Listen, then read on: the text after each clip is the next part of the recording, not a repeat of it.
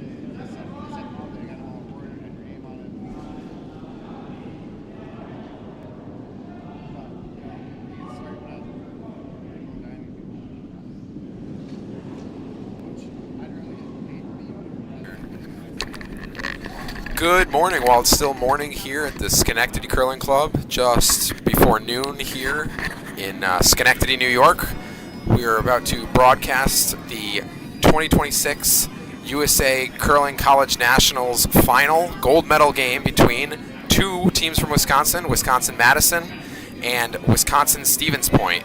So we'll be on the call shortly. I'm Brad Johnson. I'll be joined here by my co-host Pat Howard, as well as special guest Dave Fink.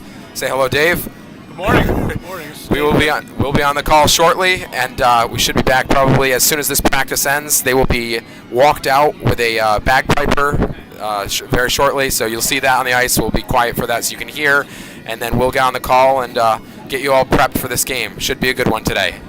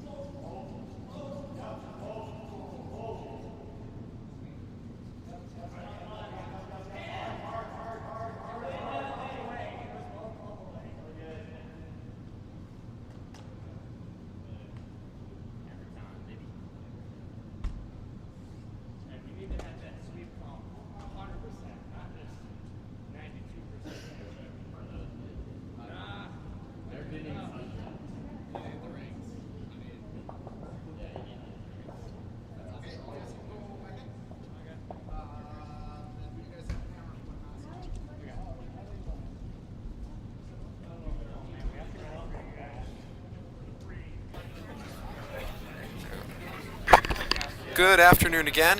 I say again, it is now afternoon here in the East Coast. For those of you watching in Wisconsin, still good morning, so good morning to you folks there. This is the coverage for the gold medal game, 2026 College Nationals, USA Curling. This is a game between Wisconsin-Madison and Wisconsin-Stevens Point. At the end of about maybe 2 hours, 15 minutes from now, hopefully if we have a good long game here, we will declare a gold medalist. Will it be the two-time defending national champion University of Wisconsin out of Madison, or will the upstart University of Wisconsin Stevens Point squad take him down? We'll see shortly. As for right now, there will be a walk-on typical celebration here with a bagpiper coming on, so enjoy that. On the call will be Brad Johnson, Pat Howard, and Dave Fink. We'll see you in just a few minutes.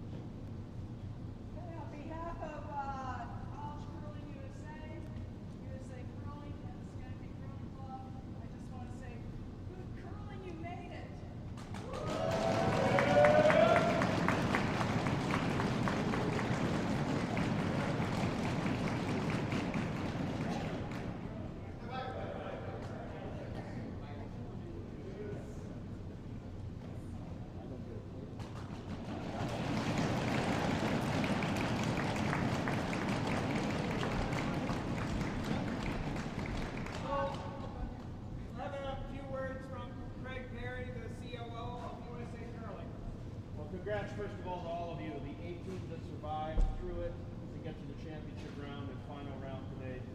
It takes a lot of preparation to get here, and it takes a lot of commitment to get to the final round on Sunday.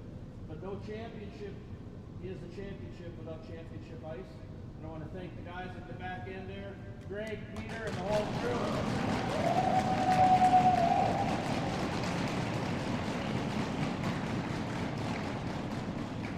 And 4 days of exceptional curling and service don't happen by accident.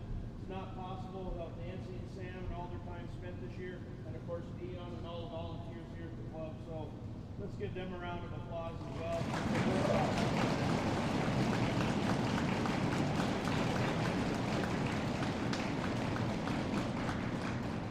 And finally, to all of you, let's hope that this is one moment in your curling life that you'll build on. And for those of you that still have that eligibility next year, we'll see you at next year's national championship. But have a great day of curling in this final round. Best of luck to all of you.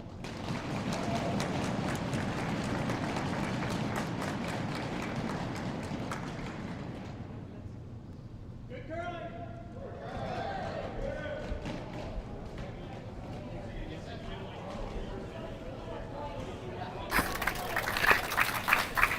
And with that, you can hear the final applause here from the warm room here at Schenectady, New York, where again, final introduction here. I'm Brad Johnson on the call with Pat Howard and Dave Fink. We will be covering the gold medal game here for the College Nationals USA Curling here on Sheet 3 in Schenectady, New York. It is now about 10 minutes after noon here on the East Coast for you in the Midwest. Still good morning for you. Hopefully there are plenty of Wisconsin fans watching.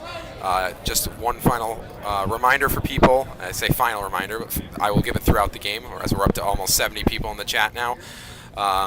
We expect that there's going to be a lot of people watching this wanting to comment, so as this game goes on, feel free to leave any comments you may have in the live chat, and we will be sure, myself, Pat, and Dave, will be able to get to them and incorporate them into our broadcast today. This should be an interactive experience. We know we have audiences of all skill levels and knowledges of the game, so we will try our best to tailor to everyone here. So with that, I'd like to start off just by saying here, Pat, what's it feel like when you walk out, Pat and Dave, I'm going to get both your takes here. What's it feel like when you walk out on a Sunday for, let alone for a nationals level here, gold medal game, but walking out with a bagpiper on a Sunday morning or a Sunday afternoon? It's always special getting piped out. The bagpipes add a little something extra to the Sunday finals, and it's easily one of my favorite parts about curling is, hearing the bagpipes, having the drambuie, and getting ready to rock and roll on Sunday. Yeah, I agree. It's one of the neat things about this sport is just the tradition of getting piped out on the ice in finals for whatever event you're in. It kind of amps you up a little bit, so everybody gets a little tighter, but it's a great experience and just part of our great game. So here we go. We're going to have a good one today. Absolutely. Real barn burner. Should be a great one. I noticed no drambuie for the college kids. So yeah, it's a shame, but some of us will step up and fill a gap. Absolutely. Yeah, we'll definitely, there'll be plenty in the warm room here. Plenty of parents here watching on, so, depending on if they need to calm their nerves, we'll see. But anyways, we have two great teams here, both from the state of Wisconsin, curling powerhouse state, really. So perhaps not so surprising. We've had some great week of 16 teams here in Schenectady, New York, but the top two here are meeting, well earned for both of them. University of Wisconsin Madison and University of Wisconsin Stevens Point. University of Wisconsin Madison, this is their chance for a three-peat. They have won the last two college curling nationals, so the heat is on to get a third title, whereas University of Wisconsin Stevens Point, they have not actually been at the national stage before. This is their debut, so what an unbelievable run for them. Definitely no shortage of talent, and we're excited to see what we got here. So who would you say the pressure is more on? The team that's been here before and it's looking for a third straight championship, or the team that may have had no expectations coming in here?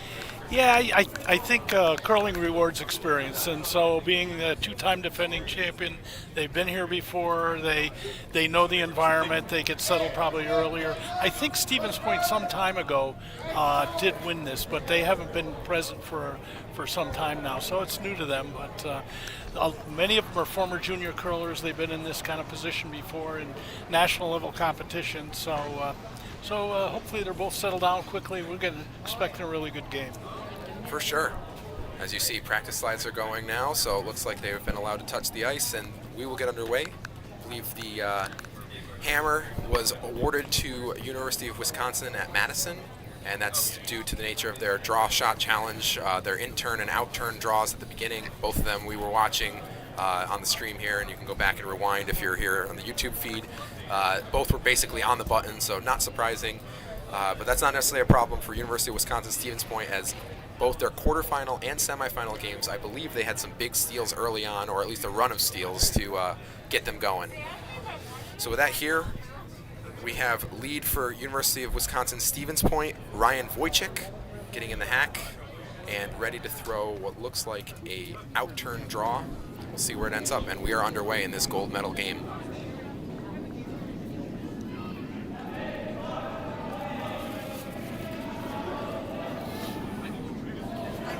Ice should be pretty quick today, Brad. It's all week. It's been really fast for people who know curling. It's about 14, low 14s, hog to hog, which is good speed. That's championship caliber ice, and about 5 foot of curl. For sure, and thank you again, Dave, for joining on this call. Just for those in the audience who aren't familiar, because Dave has not been on a call with us yet, we have the luxury of talking with him. He's a friend and mentor to us at the curling club here in Schenectady, but he's also the coach of the RPI team. Unfortunate result here this week for RPI, but worked a lot with them, so very involved in the college program. So thank you, Dave, again, for being on this call. It's fun to work with them. They'll be back. So the first draw was in the house, and so we have the first stone here from the University of Wisconsin-Madison. That's lead Clayton Nels with a takeout there. Looks like skip Alex G of Madison may have wanted that to roll a little bit, but no issue there. Doing a takeout. Why might he be taking out the stones so quickly, Dave?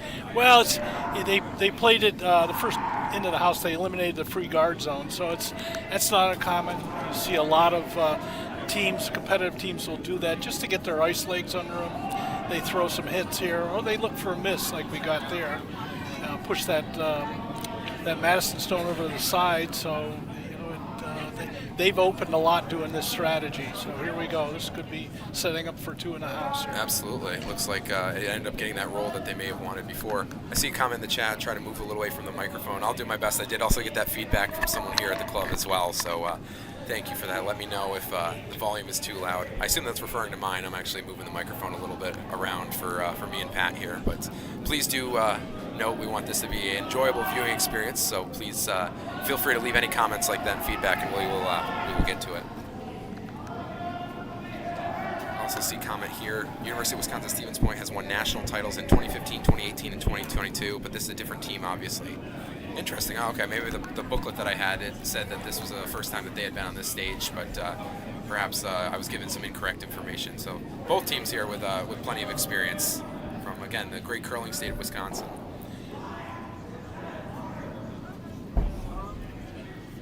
So aggressive approach by Stevens Point. They're trying to freeze to that shot rock right off the get-go here.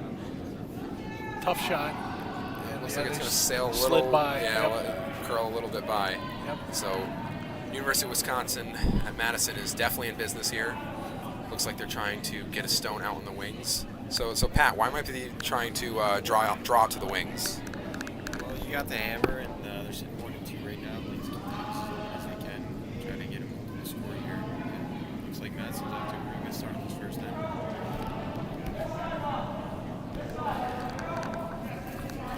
So we'll see where this draw here ends up. For the University of Wisconsin-Madison, this is second Derek Brooks, throwing an in-turn draw towards the wing. Weight looks pretty close. Might not have curled quite as much as they wanted to, but that's not a problem there. They're capitalizing on those first couple of mistakes by Stevens Point. Absolutely. Now, Dave, that stone did end up, going more towards the back of the house. If you're University of Wisconsin-Madison, are you concerned with that stone having sailed that deep? You'd prefer to have them in front of the tee line, but in the case of how this house is setting up, that's not a big problem. The Stevens Point people are trying to freeze again on that center shot rock, and with all the curl we've got here, these are over curling on them, unfortunately. Yeah, so that's It's a another good one. strategy if you can execute, but it's tough, especially in the first end. Especially in the first end, especially not with hammer. So unfortunately, yeah, this end is definitely for University of Wisconsin-Stevens Point not shaping out the way they were hoping. In general, for those who are more newer to the sport of curling, calling takeouts and hits, getting rocks out of play, is usually a more conservative defensive strategy, and calling draws and freezes, particularly freezes, like it looks like we were seeing on the last two shots, more of an aggressive style of play. You have a preference early on, Dave? I mean, obviously it depends on the situation. I don't know how many championship games that you've been in or anything like that, but is there anything you like to do early on in these types of situations? You like to keep it clean early, just so you get your team into the game and let the nerves calm down a bit. Some of it's dependent on what your players, what their strengths and weaknesses are. If they really struggle with hits, then you're having to play to their strengths, which may be a draw. But it's here it's really starting to cascade.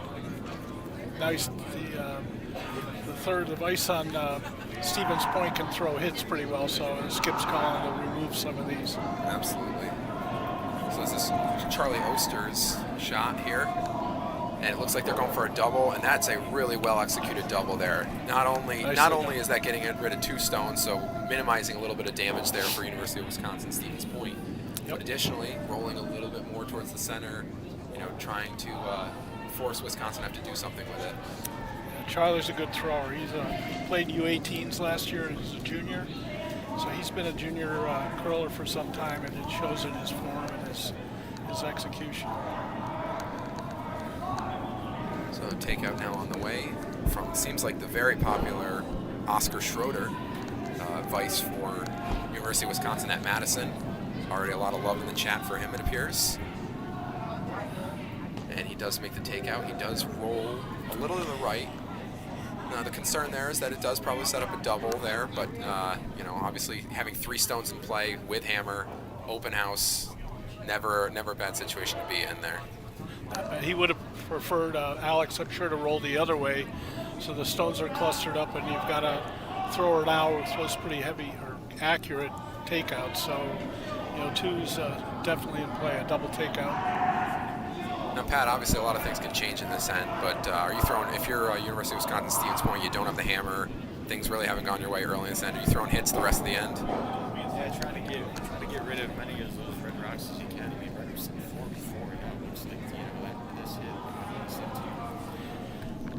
Yeah, that's a big turnaround there. That's 2 great doubles from Charlie there. That's fantastic.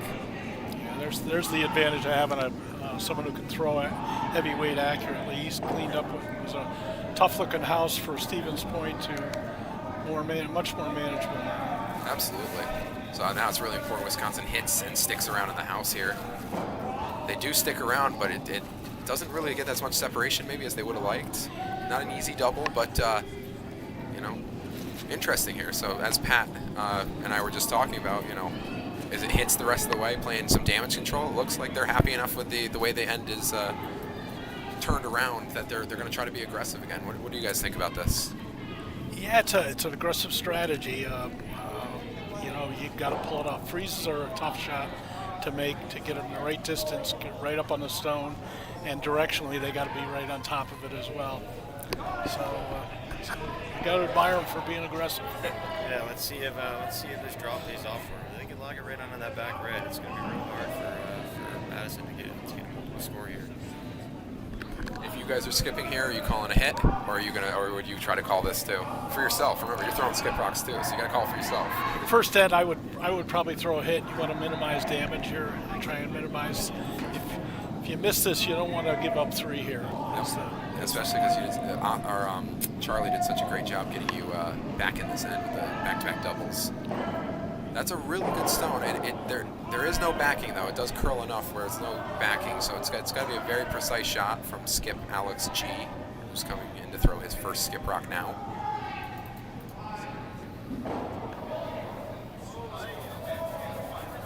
So for those who may be a little newer to curling, what do I mean when I say there's no backing, Dave and Pat? Well, here, ideally, for a freeze, you'd like that yellow rock to be right on top of the red one. So if Alex came down to try to remove it, he loses the one in back, the red that it's locked on. Here it's offset a little bit, and there's distance between it, so he could play a soft takeout, which he's doing, a lower weight takeout, and just try and chip it out the backside. The problem is this ice swings so much, it really tends to curl a lot, so Yeah, for this sure. may be what we call a jam It here. it's going to at least partially jam. It'll get that back one out. Yep. Not all bad for if you're the University of Wisconsin there. You do get the yellow out of play. It does give a double opportunity here for skip of University of Wisconsin Stevens Point, Dan Garrett's. Exactly. And that looks exactly like what he's going to try to call. Yep. How do you like to hit this one here? Yeah, I think this is a good, freezing on this, just they're both in front of the tee line, so a freeze doesn't help you. I think the hit's the right call. And he went from looking at 4 or 5 to now he can clean this up. It might even be a blank end. Absolutely. Be interesting to see where they're trying to hit on this one. They're throwing big enough weight. I think you could probably hit the higher one up, and I think you'll get enough action on the other stone. Yep, you need to hit the inside one. It looks like that's actually just going to hit the outside one. I think hitting the inside one, you could have gone for the crotch, which is look what they tried to. Yeah, I think you might have even been able to get away with just hitting that other one. Unfortunately, they missed that stone completely. Yeah. And so now Alex G has a shot for 2, and it looks like he's opting for the draw as opposed to the hit. And that's a preference thing. He thinks that he can draw a full 8-foot pretty comfortably, as opposed to hitting and sticking around. Doesn't want to take any risk maybe on very swingy ice. Feels good with his draw weight and trusts his sweepers to get it there. He threw the center in the last shot draw, so he's confident in his draw weight. Good, it's a good call. Good skips will have that 4-foot weight in their hip pocket. So here he goes. So he's got 2 great sweepers. Absolutely. I'll ask you, Dave and Pat, if you guys were the skips here, would you just trust yourself to hit that yellow out and take your 2 that way, or would you like to draw better for yourself personally? I think the first end, kind of what Dave was saying, it's nice to get your draw weight under your belt early on. So, you got a free chance to get 2 with a draw to the 4-foot. The first end, I like to take that, make sure that I, calm, figure out my draw weight, and keep it going from there. Yeah, I'm drawing all day long. Got to have that shot. Yeah, well, he makes the draw. It went a little deep, but not deep enough to outcount. So that is still a good end of 2 for Wisconsin.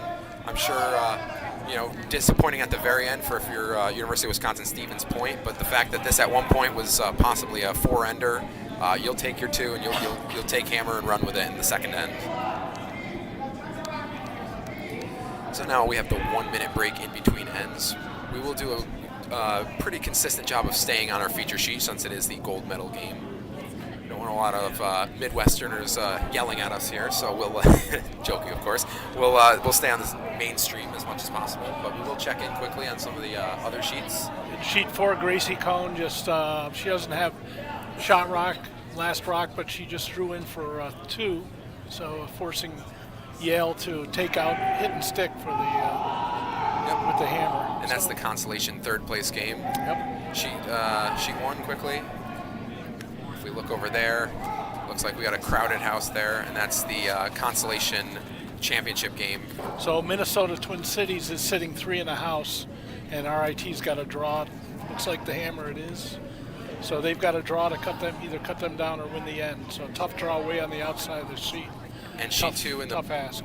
Yes, and in sheet 2, the bronze medal game, championship bronze medal game between Penn State and Bowdoin. Looks like they're already discussing options here. They're calling for a measure here. It's measure, close. technical timeout. So we'll check in on that soon. Back to our feature sheet here. Initial shot call was a draw in from Alex G for his lead, Clayton Nels. Stone just went a little deep. It is still biting the back of the house. Do you worry too much about that stone? No, not even without the hammer. Not at this point. Certainly Stevens Point would like to get the free guard zone in play, and so I expect Dan's trying to put one up close a corner guard, something he go hide behind. Alex was trying to bait them into playing into the house and eliminating the free guard zone. Nice. Slid into the slide in the house, and so you're seeing a takeout call here from Alex G. So what is he trying to do here, Pat and Dave? What's the objective here? Looks like that rock just went a little too far into the ring, so they can hit it and try to keep the house open as they can. Rep 2.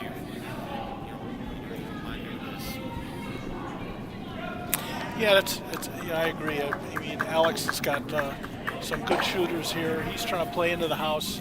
They're all former junior curlers. They have good form and they're accurate on their takeouts. So he's playing a game, kind of a bit of a defensive strategy, but keep the place clean, keep the house clean, and not get a lot of rocks in play. And even with a 2-shot lead, that's a strong strategy to follow. Makes a lot of sense. Now, Dave, I know you coach the RPI team, and I know having played with you, maybe you have some, I don't want to say a different philosophy. I know you can be adaptive, but I know I've seen you like to play a little more aggressive. Would you coach for hitting there? I do. Yeah, that's up in the front of the house. That redstone that was on the the front of the 12-foot there is definitely a danger rock. You've got to eliminate that. You need control of the top of the house, even if it's just short in the free guard zone, and so I thought that was the right thing to do. Okay. Unfortunately, my RPI team didn't always do that, and they well, I will say there were a few times Pat and I on the call and some of the other commentators who were with me would look over at RPI's ends and we'd see a cluster of like 7 guards in play. So yeah. Certainly aggressive when you have a lot of guards in play. It was fun.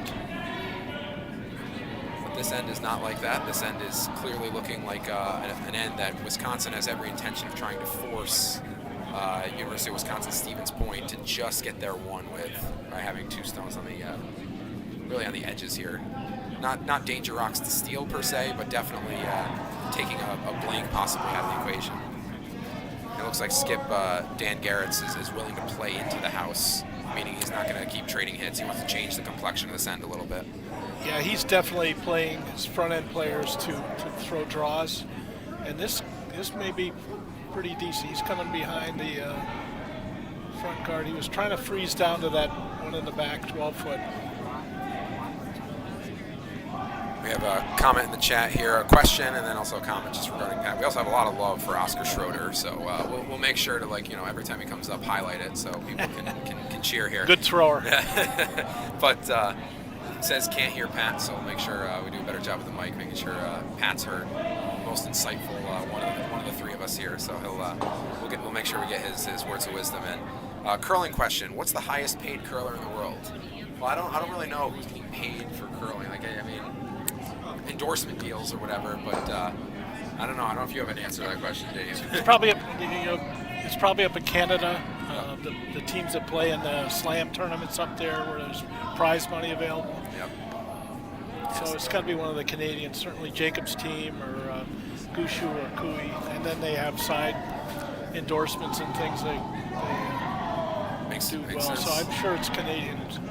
If you end up looking that up, looks like Luke in the chat. Let us know if you find an answer. If Google can give you an answer to that. I don't know if that's something you can look up. Anyways, back to the action here. So it looks like we're going to try to have another draw down here. This is, I believe, the second stone here from second. And also playing vice, Sierra MacArthur. So she's throwing second rocks, but we'll be holding the broom as the vice.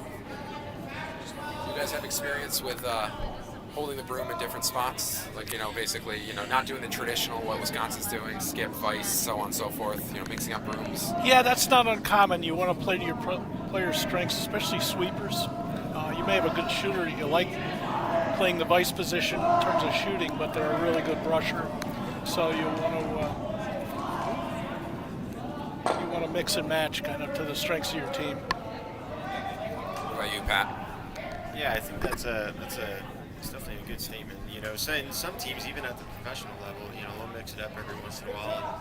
And, Team Homan even tried that themselves a few years back. Rachel wasn't necessarily calling the game, but and then they mix it around. Now she's calling the game, doing real well for themselves. So yeah, it's not totally uncommon for teams to do this.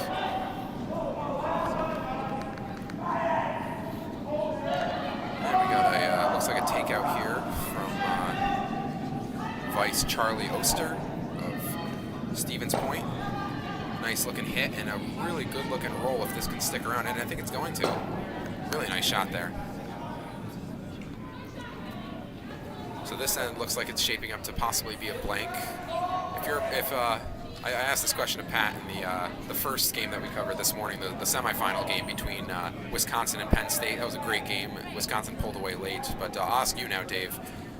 Do you hate the blank here if you're either team? Yeah, no. In either case, I don't hate it at all. You can, for Stevens' point, it's just not building up as something to hide behind or multiple ends. So in that case, hang on to the hammer, last rock advantage, and move on to the next end. See how that builds up. And Dan's using his players to their strengths, so he was having Charlie, hit and clean things up. So, and that's the case here. So they're both playing for a blank, it looks like, at this point. Yep. Yeah, one thing I was mentioning to Pat, I mean, it's a little early on to really count even ends versus odd ends here, but, if you're Wisconsin here, you have a 2-point lead. You could, blanking this end here does, run out an even end, if you want to. I've used this analogy before, so whoever heard the first broadcast, probably a lot of Wisconsin-Madison fans, I liken it to holding serve in tennis, scoring at least your 1 point. Obviously, you'd like to get more than 1 point with hammer. Right now, it's 4 ends to 3 you would have if you're Stevens' point. So if you blank this end, if you're Wisconsin-Madison, you're okay with that because now you have a 2-point lead and 6 end game left. So basically, that's not a bad thing to do. Obviously, very early in the game to really be weighing that too much, but I don't think a blank's a bad result for either team here. No. At some point, though, especially Stevens' point is going to have to get more aggressive, put some more rocks in play. I'm sure Alex is perfectly content with playing this kind of strategy all the way through the game with a 2-rock lead already. All right, we got a couple questions in the chat. I will go to the first one second. The first one, I'll just go to a comment here regarding these two schools have played each other more than either school has played any other team this past year, including 2 matchups just in the past 2 weeks. They know each other well. Well, that's not surprising, given, I'm sure, the proximity both in the state of Wisconsin here. So it is kind of fun when, you're playing for a national gold medal, and it's a team that you've played many times before. I don't know if that adds any pressure or not, but no, it really adds some familiarity and some comfort and confidence that you could play them, especially if you know how they play, and so it should make for a great match, as already. Absolutely. So we got a hit there from Skip Dan Garrett's rolled to the center. So Alex G with his, I believe this is his last rock. Am I correct? Yes. Yes. He's going to try to hit this. Try to stick around, I'm sure. He'd love to get the steal if Dan Garrett's flashes, or if nothing else, stick around and try to make it as hard of a blank as possible. So if even if Dan Garrett's hits it, maybe he's not able to roll out effectively and get that blank. After the shot, we'll get to the question in the chat. Nice looking hit there from Alex G. And so hits coming up here for Skip Dan Garrett's of University of Wisconsin Stevens Point. Presumably hit and try to roll out of the rings, I would imagine. Yes, that would be. I would assume that's what he's calling for here. He's a good thrower. He'll probably throw pretty firm here. Firm weight, absolutely. Hit it on get a piece on of the that high rock. side and just spin out. Exactly. They're tightening up the boom, actually. I think that's a good decision, too. I've seen on Sheet 3, having covered a bunch of games here on the commentary booth, this line does run maybe a little bit straight, so I think tightening up that broom was a good decision there. Yep, agreed. And that looks like a nice peel there. Looks like a beautiful peel. Yep, and they want it out. Look at them sweep to make sure that gets out of play. Will they get? Oh my goodness! Wow. Oh, it curled back in. It curled back in. Wow. It definitely had big weight, but it actually got too close to the center. So, not the result that they were looking for. They do get their 1 with hammer, so it's not necessarily a bad result. It's a 2-1 game, but the hammer flips over. And University of Wisconsin at Madison will take the hammer moving into the 3rd end. So now we can get to that question while we have a little bit of a lull for a minute break here at Nationals in between ends. There was a question in the chat. As kids, were pro curlers your idols? I recently got into curling and I'm trying to research famous curlers in history. I'll start with you, Dave, because I'm not going to say any age games here, but Dave might be a little bit older than Pat and myself. So Dave, why don't we start with you? No, I started curling so long ago. There were no pro curlers back in the 1960s. So apologies. It's better for you two to answer this question. Well, I just started curling 7 years ago, so not too many pro curlers as my idols as a kid. As a ski racer, Morty Miller, definitely a big idol of mine. But yeah, there's a lot of great curlers.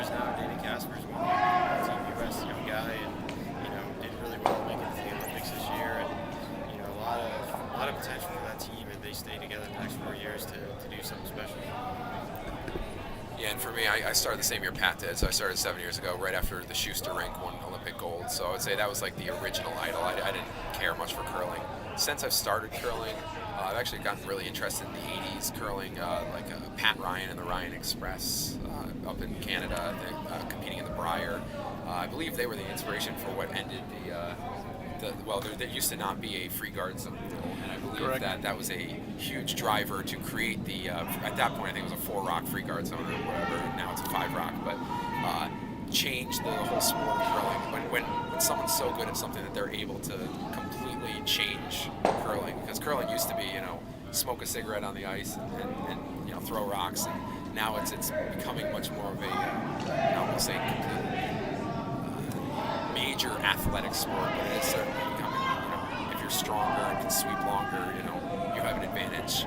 So it's starting to move more in that direction. I think you can see a lot of that from Pat Ryan in the 80s. So there's like a Netflix special on that. I think the show is called Losers on Netflix. I remember seeing something about that. So that would be somewhere where I would point to for myself.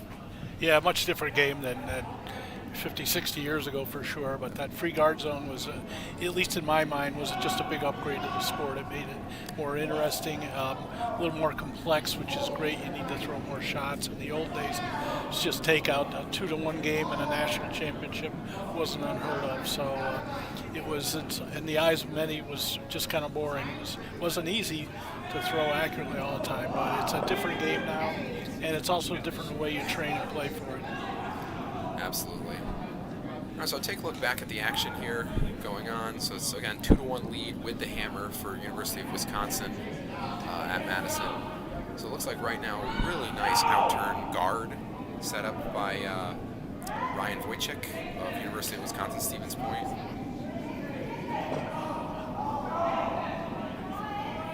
That's a great center guard. That is a really good center guard. Right on the center line. It's in the free guard zone that I was just alluding to with the Pat Ryan discussion I just had. So that stone being there certainly can change the complexion of this end. It does, for sure. Now it's game on. Everybody racing to the top of the 4-foot. That's a little deep, and maybe Dan will come around and sit on that. Oh, no, maybe not that far back. He's going to want to hide one behind his center guard. Probably top 4-foot. Yep. I wonder if, and this is a question for both you guys. I wonder if that stone, if you're Dan Garrett's skip of University of Wisconsin Stevens Point, you see that stone coming and it goes behind the tee.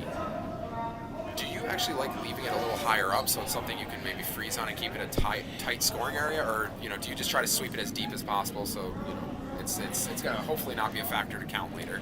Yeah, sweeping it back isn't a bad thing. Oh, he's got a second guard here. Sorry for the second guard up front is interesting. A little offset. This may be pretty easy to remove. Yeah, I'm a fan of pushing it back as far as you can. Unless it is going to be right on the back button where you can sit on top of it. So right. Yeah. So once it's more than being particularly useful in terms of a perfect freeze on the button. Yeah, just sweep that as deep as you can. Exactly. That's a good comment. So Pat, what are we seeing here from University of Wisconsin Madison here from looks like second Derek Brooks. What's he doing here? So he was trying to open up the middle. They got hammered, trying to keep those as open as they can. Trying to get rid of both the yellows. They managed to get rid of one of the yellows. Unfortunately, that red still sticks around. So the front is still clogged up quite a bit. Gives Stevens Point a good chance to draw around, get one top 4, and make it tough for Madison this end.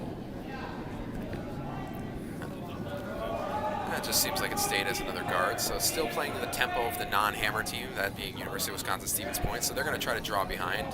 This looks like it's curling a lot. It's probably just going to end up as another guard.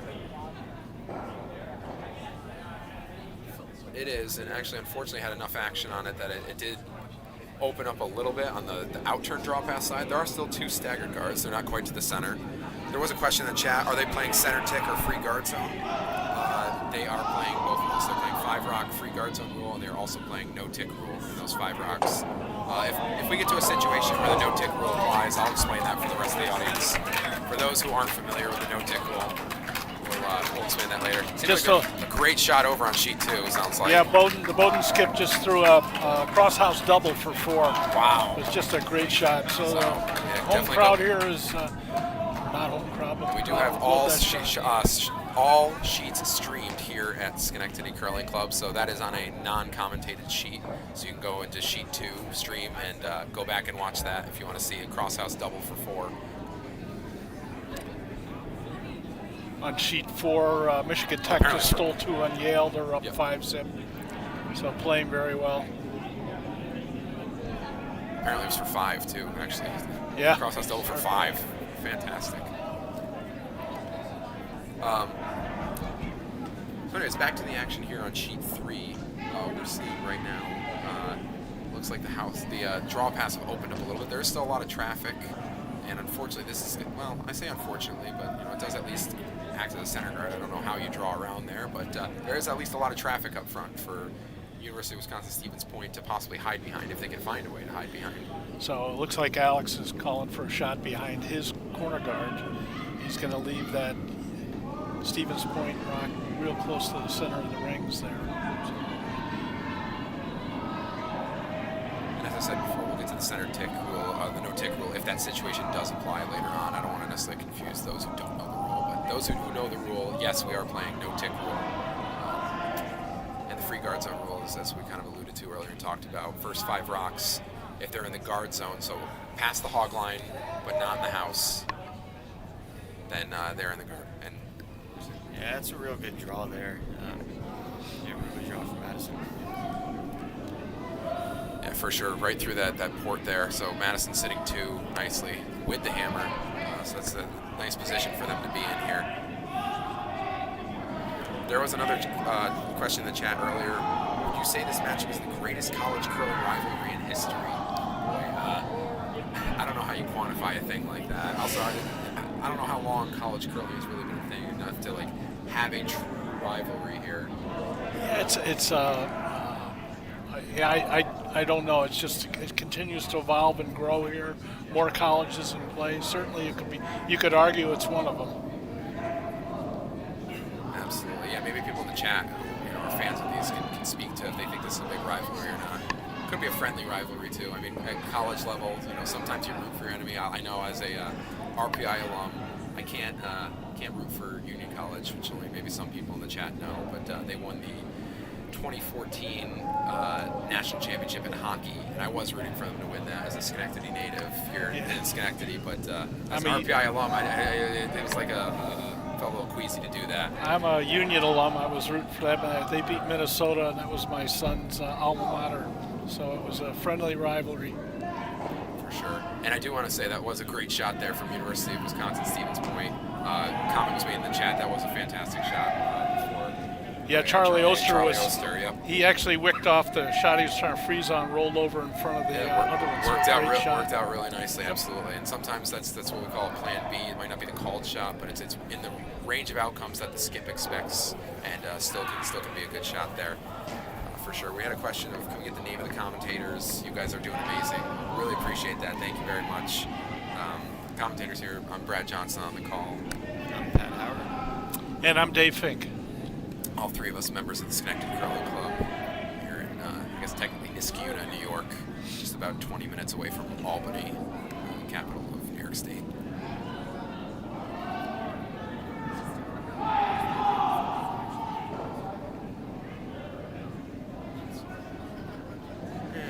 A shot here from Dan Garrett's coming in. Looks like he's trying to throw a draw. Now that he is sitting 1, he'd like to get a second counter in there. Possibly a guard too if it ends up being light. Not necessarily a bad result. I don't know if you're necessarily counting on that stone in the back 8 to ever count, but he might be wanting to put one here in center, like top 12. Yeah. No, I guess not. No, it's heavier. It's a little heavier. They're waiting now. It's not bad. No, not bad at all. Really just don't want to give an easy double to Alex G. Skip of University of Wisconsin-Madison. And yeah, next end there was a comment about like all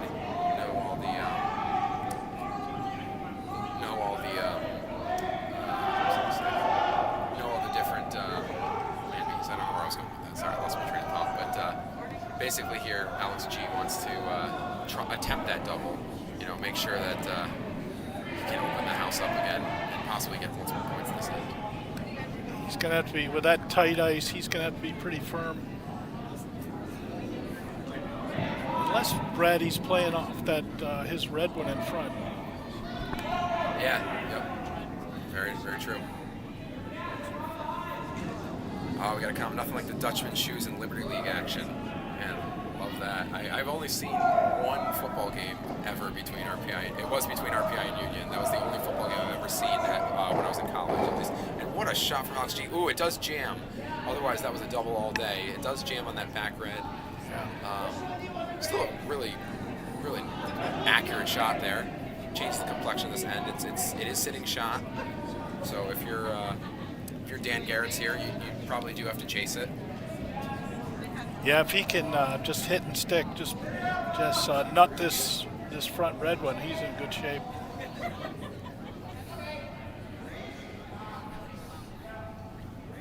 A few other comments in the chat I'm gonna get to here.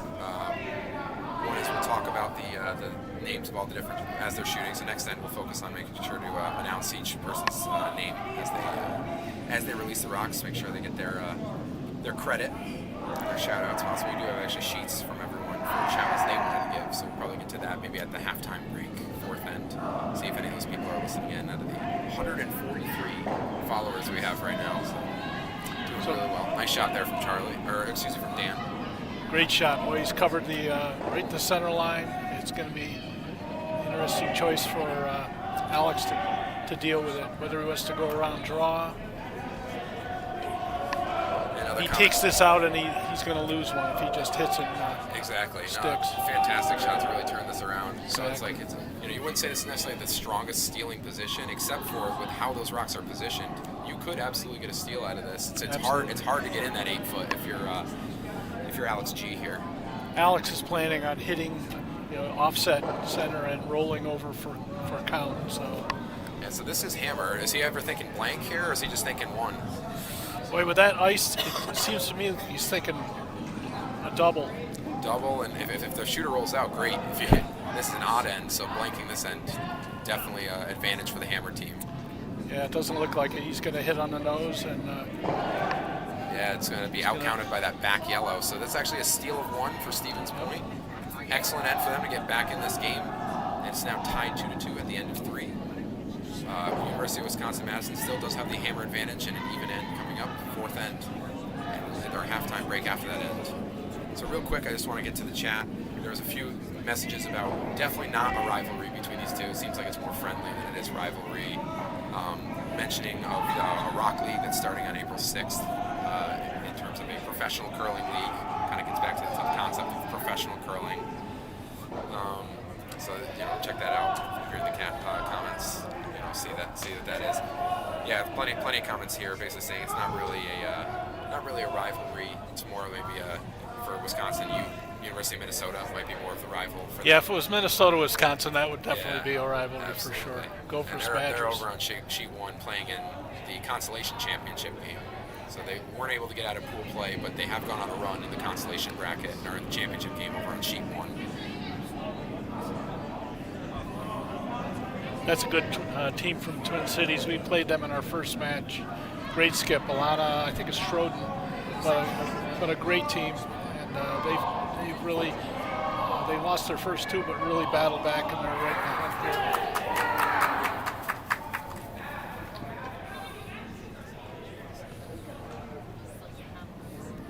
We got a time to lock in. We didn't get a time to lock TF in, though, this time, Pat. So.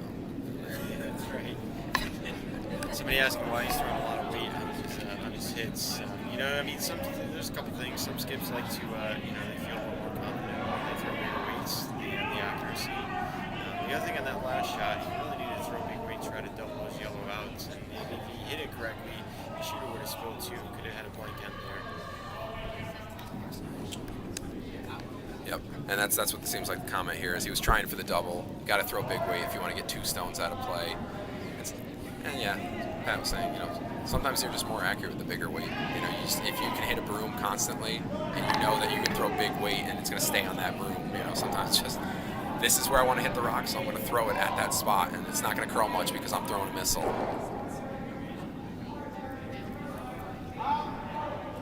Although we're dealing with pretty swingy ice here, Brad. That curled up more than he expected. Alex did. Yeah, absolutely. But that was a good call, especially this early in the game. Score tight, trying to retain the hammer. Yeah, so they actually just bumped off that stone. They being University of Wisconsin-Madison, just bumped off the center line guard and rolled in. And so that actually wasn't an instance of the tick rule because it wasn't quite on the center line. Is that correct? I couldn't see exactly. Yeah, they just picked it. It wasn't touching the center line, so the Madison team picked it off and split and rolled theirs into the house. And they've got the Stevens Point guard over to the side beyond the TV line. So Dan's elected to put another free guard center up here, but it looks pretty hot. So we'll see.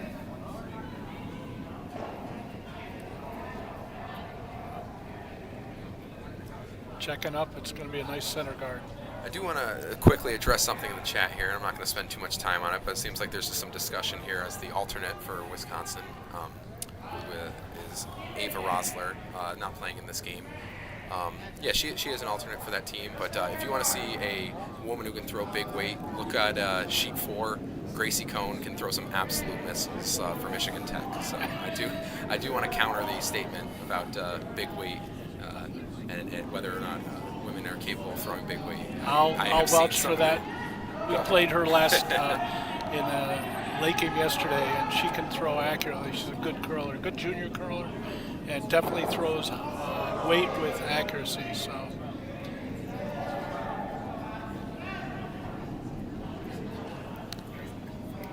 what do we got brewing here for University of Wisconsin at Madison? What's it looking like right now, Dave and Pat?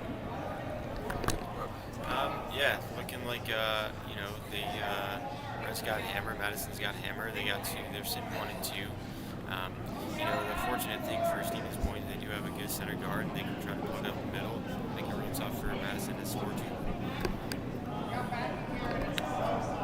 Oh boy, it looked like it picked. Oh yeah, it's starting to bite already. Yeah. It bit early, and it's really curling much more than Dan was hoping. He was That's good. trying to put one of his rocks on top of the Madison stone, second count on top of the And 8 foot in the center. Yeah, now you can see Dan is just trying to push it here. So that was a stone, unfortunately, that seems to have possibly picked from Sierra MacArthur. She's throwing second rocks for University of Wisconsin Stevens Point. She is also vicing, so she's throwing the second rocks, but she is vicing. Sierra is a senior from Marshfield, Wisconsin, majoring in physical education.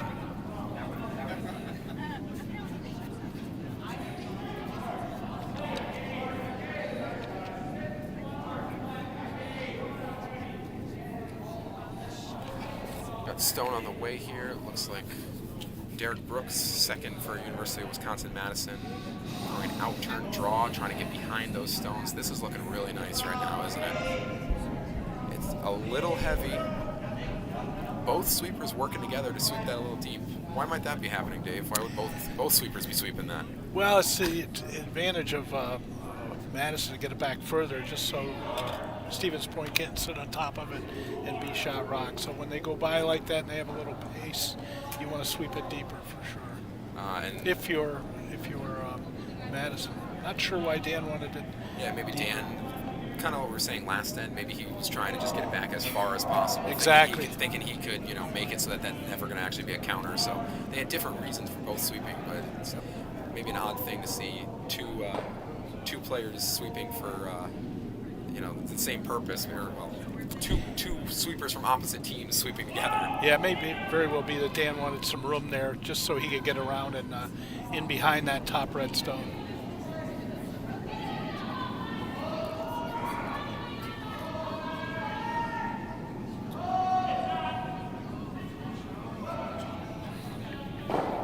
Question in the chat: why did this one will be a good one for us Schenectady folks here? Why does the skip point to one side of the house but put his stick on the other side? Who wants to take that out of you two? You go ahead, T. With their arm?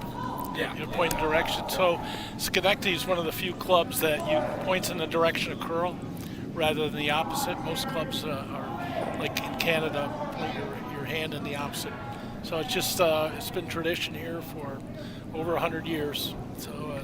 Do you know why they do that, what the reason is for why they The logic was you're pointing in the direction you want the curl, so the shooter should know I need to throw it in turn or out turn to make it go that way.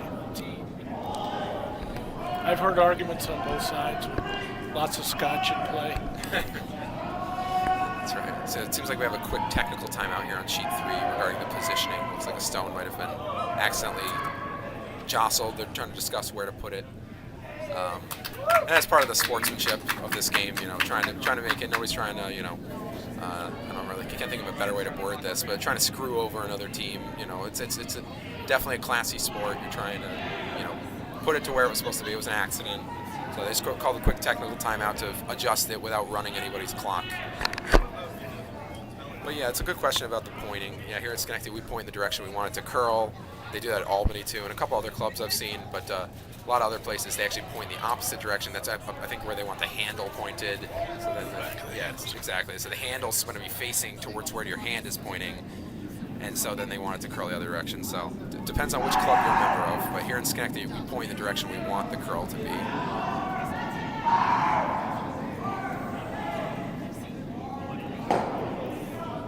Big weight takeout right there. And that is from Charlie Oster. Charlie Oster right there. Yep.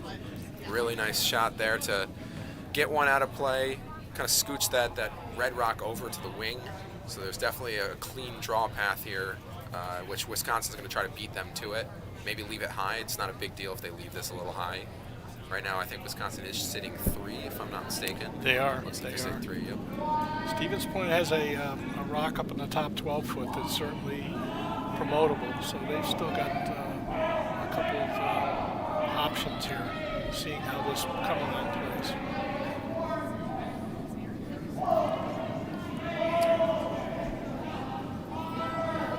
Draws coming in. It's looking really nice. The sweeper's got to kind of carry this a little bit, but oh, that's really nice.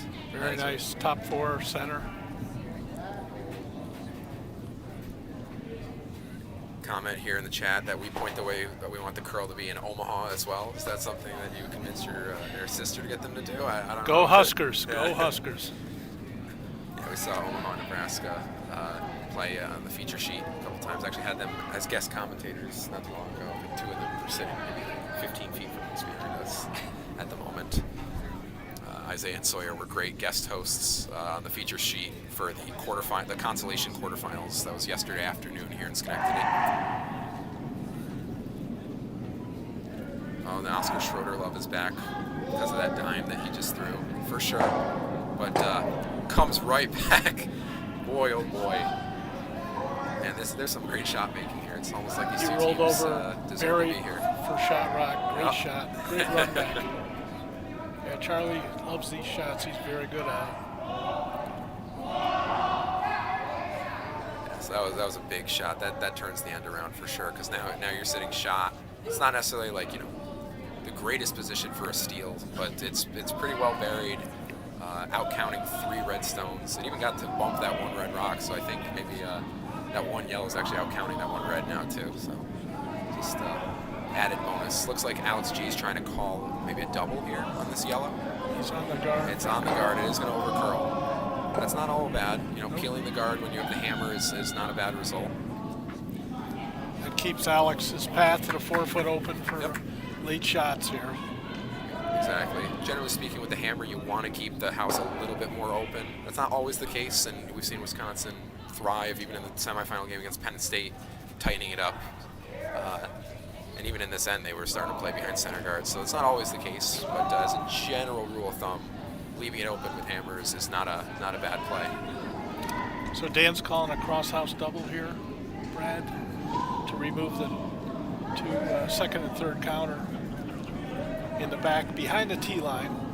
And what's the benefit of doing that as opposed to just maybe drawing into the I think he's trying to play for the question you ask yourself as a skip or a team is, what do you want to have happen?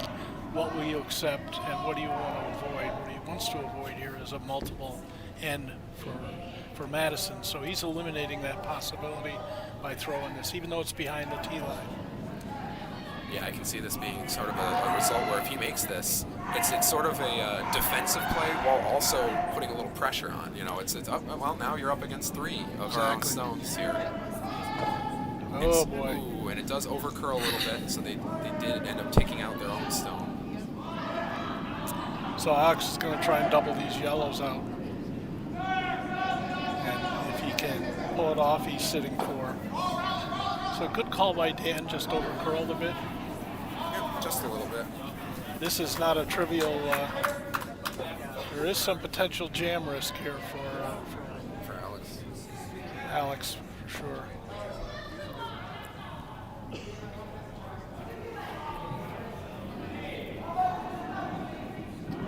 A lot more Oscar Schroeder love in the chat, as well as what if someone does what Canada did with the double touch?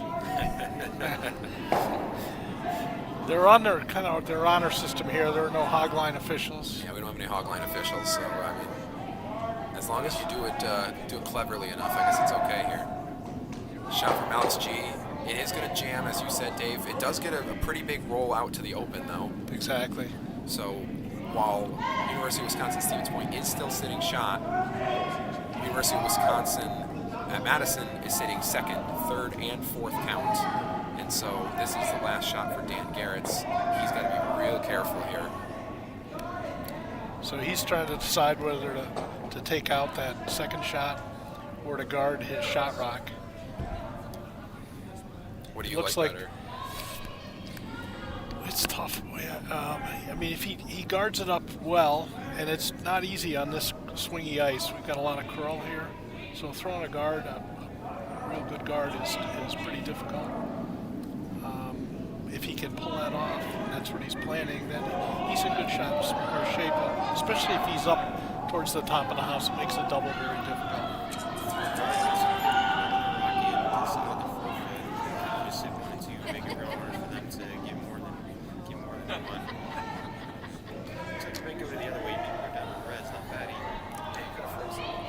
He's going to take that red out. So second count, he's going to take that out, set there. They're flat. In other words, they're kind of on the same level. So it'd be very difficult for Alex to double them out. So good call. Definitely a good call. Yeah, you don't want too much of a roll inwards. Exactly. Sure. If you get too much of a roll inwards, then you could set up that double for Alex. Sweep is harder. They do think it's a little on the inside. It is rolling it. Now you want some separation, presumably. So now the double is definitely in play here. There, yep. Potentially for 3 here. Yep. So this is a hit for potential 3 for Alex G and Wisconsin to end the first half of this game. So even though University of Wisconsin-Stevens Point sitting 2 right now, it is wide open and it looks like a fairly makeable double here. It is. Yeah, not too difficult. Alex has a good shot. He's certainly very capable of pulling this one off.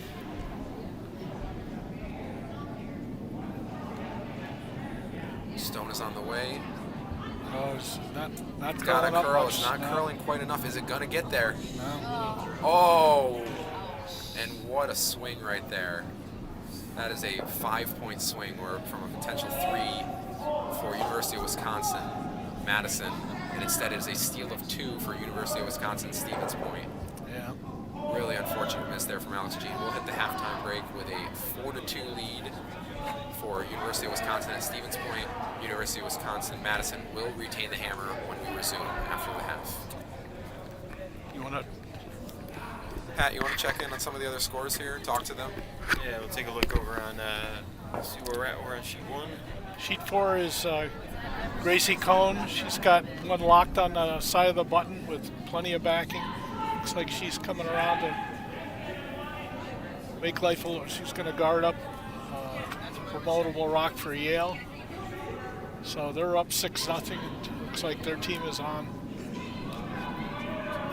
Very well today. Yeah, good guard there. Yeah, very that's a good great guard. shot from her.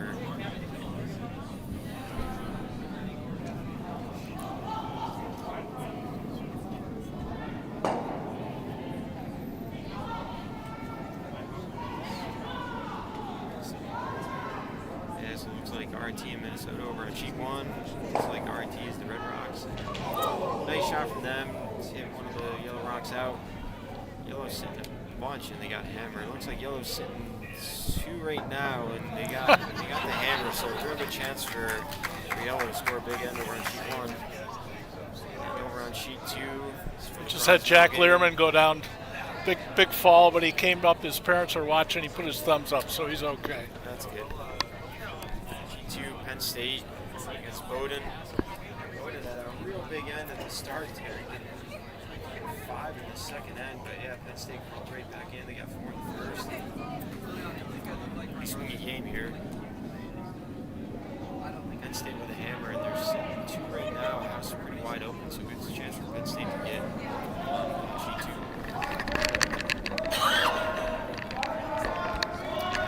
Bo does have it for second.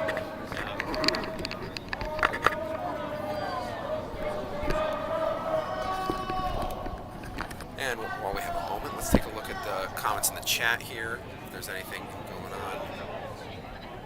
Let's get focused. UW, yeah, for sure.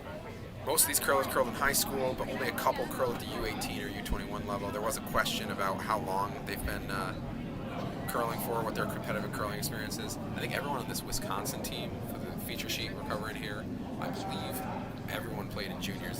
Dave Fink just went to the restroom for the halftime break. He'll be back.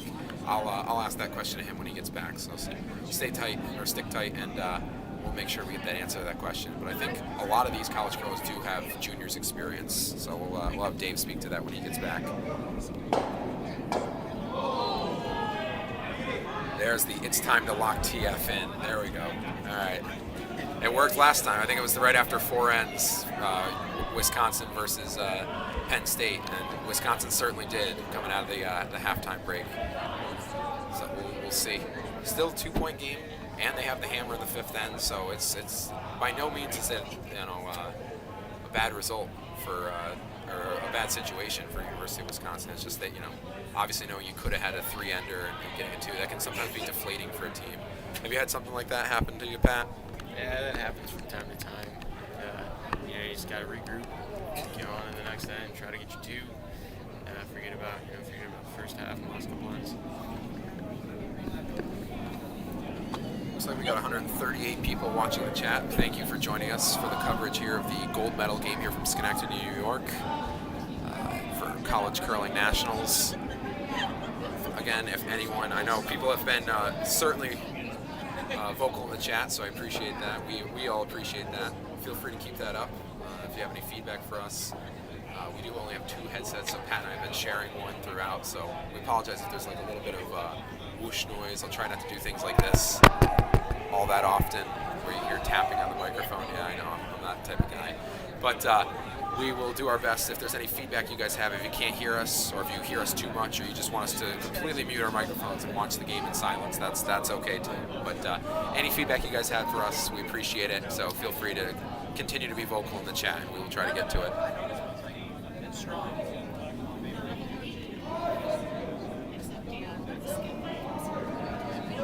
So we did get some information that Dan Garrett's from Stevens Point did play under 21s juniors, but none of the other members are from Stevens Point. So much appreciated from one of the parents behind us gave us that information. So that's Stevens Point, so maybe a little bit less experience. I know Dave said he knew that. I think everyone on Wisconsin does have that experience. We're getting ready to resume on sheet 3 here, so let's get you back to feature sheet, where we have Ryan Wojcik getting in the hack. Again, Stevens Point does not have the hammer, but they've been playing well without hammer during this run that they've had. I didn't really follow them much during pool play, but I followed them a lot during the playoff run. They've had quarterfinals and semifinals, and they've been effective without hammer, even in ends where they're not even necessarily trying to create a steal. One thing to mention about some of those standpoints, folks not curling in juniors just goes to show the level of athleticism that a lot of these college kids have. Picking up a new game like curling, using a lot of muscles that you wouldn't normally use, and then for that to come out here and get college nationals and make it to the finals, make the gold medal, it's really impressive. Yeah, thanks for that take, Pat. Dave Fink is now back. I'm going to ask you the question in just a second now after we see this result here from lead Clayton Nels. Seems like trying to throw... maybe more traditional stone with hammer, playing more to the wings again, so as opposed to playing behind the center guard, playing more to the wings. We'll see if this gets out to where they want it to be.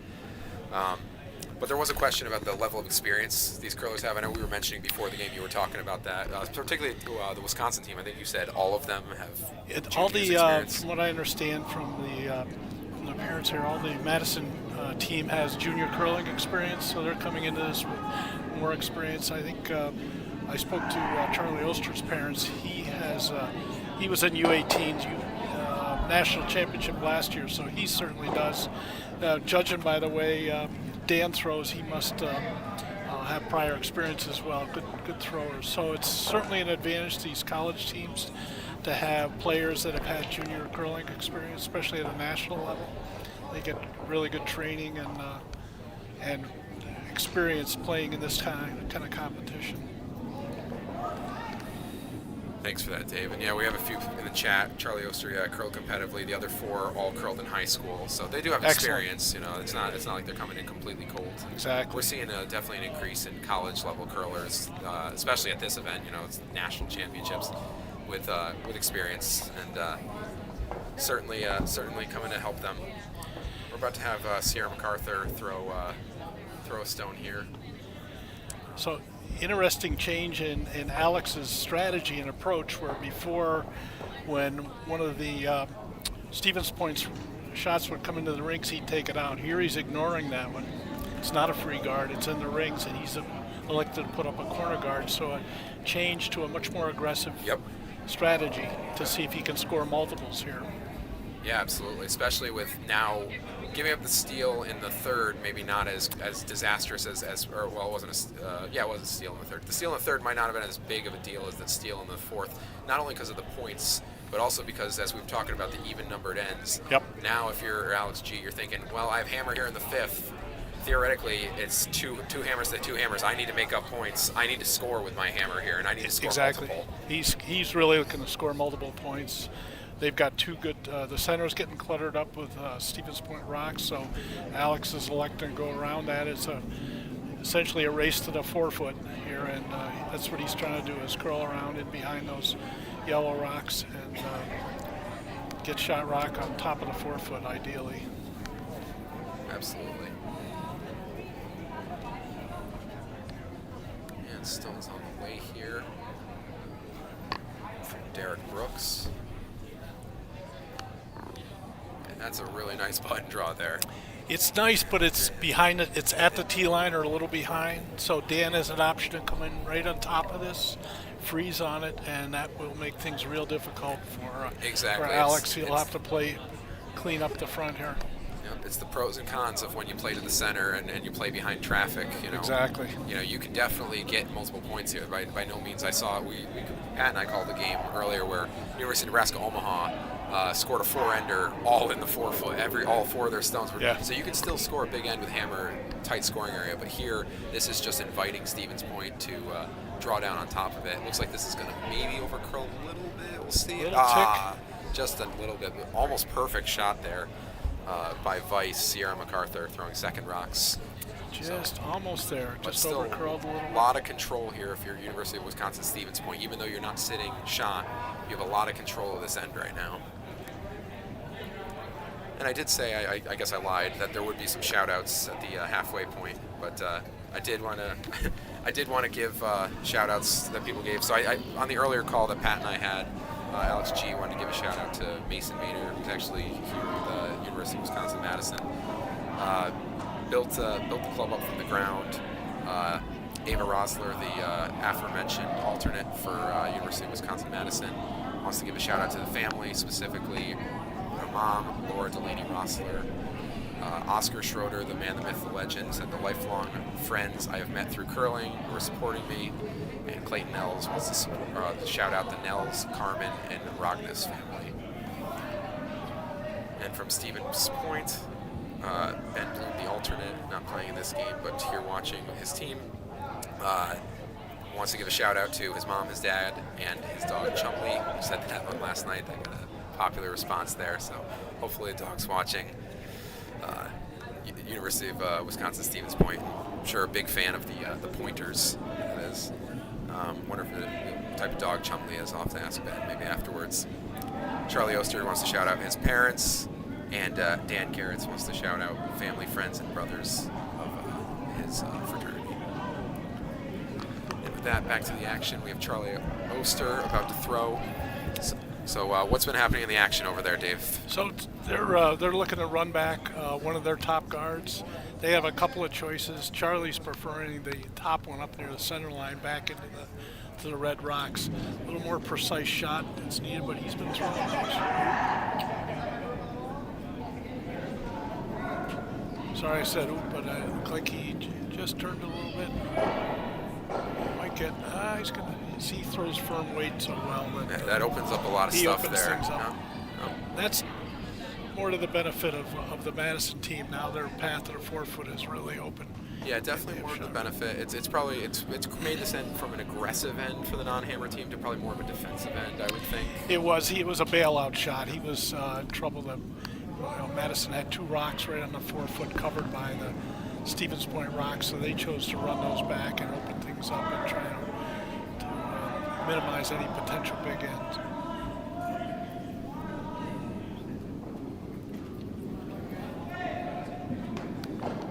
Comment here, Wisconsin is the only state to have a high school curling program at the school level, not just through clubs.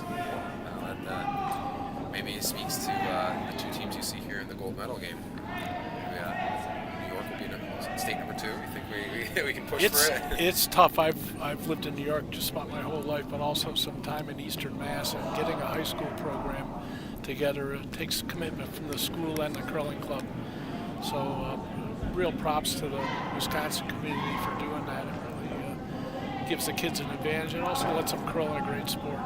So, hope to see it in New York. We'll see. I'd love to see it here as well. Absolutely. We got some Let's Go Ben. Chum the dog is watching. Good to hear. Good to hear. We also got a comment, Go Ben Bloom, Go Point, from Judy Bloom. That's a famous author. Same name there. Clayton Nels, Alex G, and Mason have all done the college nationals before. Yeah, a lot of experience here from these Wisconsin teams. They're plenty experienced. And let's see. Will that stay in play? It does stay in play. It is. It's Absolutely. a biter. It's a biter. Looking down, it looks like that's pretty well. Can you get to it, Dave? You probably have the best angle from your booth here. It's maybe a quarter of it's on the 12-foot rings. It's available. It's wide open.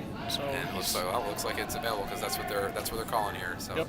This kind of shot. What's this tell you if University of Wisconsin Stevens Point is playing a hit on a biter there? So I think what he's trying to minimize is obviously a 2 by the Stevens Point team. So he's playing for probably a blank end. He's just certainly happy with that. He's up 2. Pat, you ever calling this hit here, or are you just going to draw behind those guards if you're the non-hammer team here? I think for the non-hammer team, you're up to Stevens Point. You might as well just, get as many red rocks as you can. You're okay with a blank here. It's right in front of the score. And then we get a nice roll on the inside, which it looks like you might sit. Yeah, good hit nonetheless. Got rid of the red rock. That's priority number 1. What about you personally? What would you call for yourself, Pat? I think I would call it a hit. I like it's fun to throw that big weight. Yeah, I think you know me, and Dave and I might be more aligned on this. I don't know. I mean, granted, I know scoreboard-wise, if I trusted myself on wide hits like that, I would do it. If I could throw the weight that we just saw Dan Garrett's throw, I'd probably do that. But I just don't trust myself enough on those wide hits to be accurate and do anything useful. So I actually like being a little more aggressive and maybe just trying to draw. Even though it's not going to necessarily steal, I actually feel more comfortable partially pairing a draw here. What about you, Dave? You're wise beyond your tender years, Brad. I would draw all day long and force a run back. If you could get hit behind that red rock and be shot, it makes for a difficult shot by Madison. They're certainly capable of doing that. So sometimes you should play to your competition. So in this case, I think Dan made a good call. And yet another biter there. Biters at this stage in the end. It looks like we're down to the last stone for University of Wisconsin Stevens Point. all biters are useful at this point, especially when you have an open house like this. So, So Alex made a nice come around, and even though it's deep, he's forcing Dan to come around and sit right on top of it. So he's playing. Now you're playing for force them to win. Yep. So you force it and get the hammer back. And I gotta just quickly make a comment here, because this may be the only situation of the game that we see this. So many times I see teams thinking in this situation, all right, well, I want to draw that same path and I want to leave it higher, so I can get a steal here. Based on where those guards are, I don't think you're really counting on a steal anyways. I think the called shot, and I don't know exactly what Dan's doing here, should be just down to freeze on that red. You're not worried about stealing one here, so don't get cute with it and give them a chance to also pick it out and get two. I agree. You're playing the scoreboard. You need to cut them down and just play for a one. You want to force Madison into taking one. Have to really go hard. Oh boy. They were trying to get it to curl. Oh boy. So the weight was actually pretty close if it could have just curled a little bit more, but it does sail through, and so Alex G has the entire house to work with. Yep. Just to get his two. Anything that stays in the paint when it comes to rest will tie up this game. So an interesting choice by the sweepers from Stevens Point. They were really trying to get it to curl more, or you leave it and let it come up a little short, maybe somewhat exposed, but you're forcing Alex to a more difficult shot than what he's got to throw right now. Yeah, maybe they thought that it had so much weight it needed to curl, and so they were just trying to carve it. It's hard. Those are the toughest spots. And I'm sure, Pat, you've had this before as a sweeper, when you're judging if the weight is enough, if it needs to get a push to cut, it needs to curl. How many times have you been in that situation? Yeah, I've been in that situation more times than I wish I was. But yeah, sometimes you get caught in between those shots, and that rock stopped pretty much right at the back line. And I think if the sweepers do that out of hand, like Dave said, they probably would have left it a little light. Just said, hey, we're sitting shot right now. You got to figure it out. Instead, they try to curl it over, try to get a piece of the red, and just pull deep. Madison gets there too. Yeah, good point, Pat. So Alex makes his draw, so we tie up the game after 5 ends. So it's a tie game. We got a great one here in the gold medal match. Stevens Point will have the hammer in the 6th end, so that is an advantage. Again, that 2 ends to 1 hammer advantage if you're thinking about it that way. So certainly advantage Stevens Point, but a much-needed deuce for University of Wisconsin at Madison. And yes, we got a tie ball game here. Coming here with Oscar with the sweep. Presumably the defensive sweep was talking about there. So maybe that's Stone, maybe that's what University of Wisconsin Stevens Point was thinking, like, oh no, Oscar Schroeder's on the other side. This is going to get past the tee. He might as well, you might as well assume it's going through the house. So maybe they think they had to carve it. I guess that could be the case.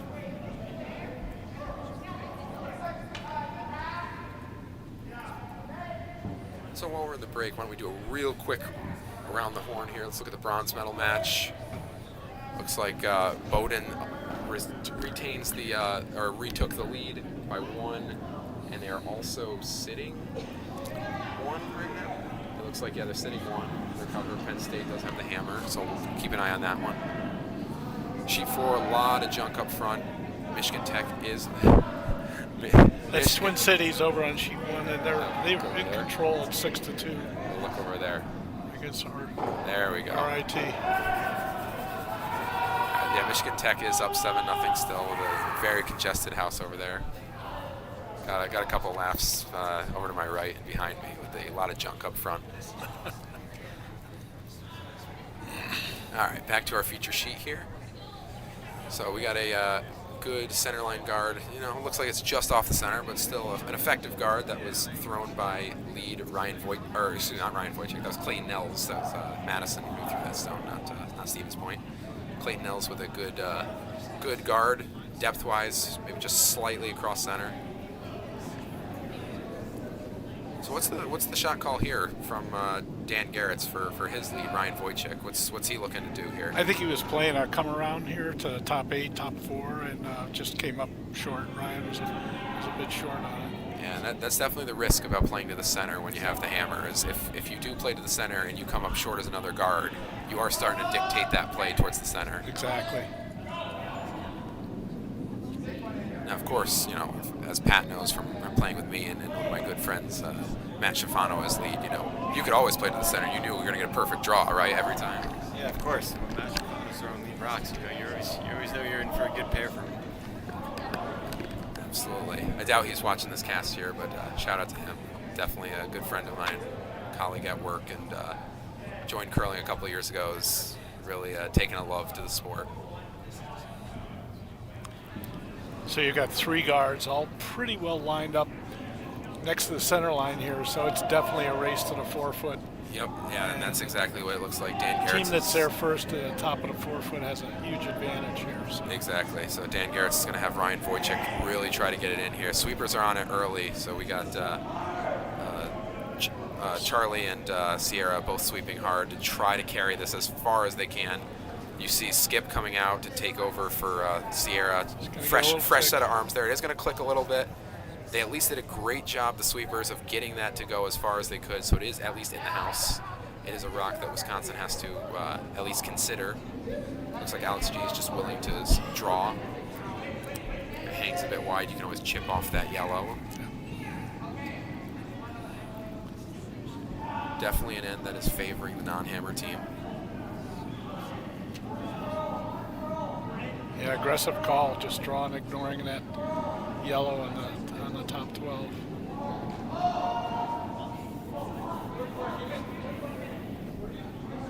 The live chat's been quiet for a little bit. We have 147 people watching. How are people feeling right now in the chat? Fans of both teams. I want to hear from you. Pretty good draw there. Dan Garrett's going to try to sweep this. It is going to say shot, but it is well behind the tee. Usually not as much of a concern if you're the team with hammer, so not necessarily a bad thing here for Dan Garrett that stone is where it is. Now, he is calling, this is the 6th rock at the end, if I'm not mistaken. Would you ever consider starting to peel any of those guards, Pat or Dave, or at this point you're kind of committed? Yeah, you're really committed at this point, Brad. That's at least a 2-shot investment to clean up the front of that house, and you're in your second stones. It's an option, but in the meantime, Madison's going to keep piling stones in. So I like what Dan did, try to come in with Sierra Stone. I like that too. Yeah, try to control the top of the 4-foot, try to control the 4-foot area. If we can get a couple rocks down there, get 2 or 3 at the end. Got a couple points in the chat. We have Never Felt Better. I think that's from Aussie Curls fan club. That's a Wisconsin fan, if I'm guessing, as that is a time to lock TF in, right? And then we got I Want Point to win this. Hope they're both having fun. 2 deserving teams. Wow. Unfortunately, that sounds a lot like my mother-in-law. With I just hope both teams have fun. As my colleague who's sitting here, a good friend, Matt Green, who's sitting to my right, is chuckling now, knows how much I love that expression. I do love when both teams have fun, but in the moment, I don't think that gives me a lot of solace. Like, yeah, I'm having fun, but kind of want to win this game too. But yeah, I'm sure, it does help, as Dave mentioned, well earlier in the broadcast, that it is nice when you have 2 teams with familiarity with each other in a situation like this.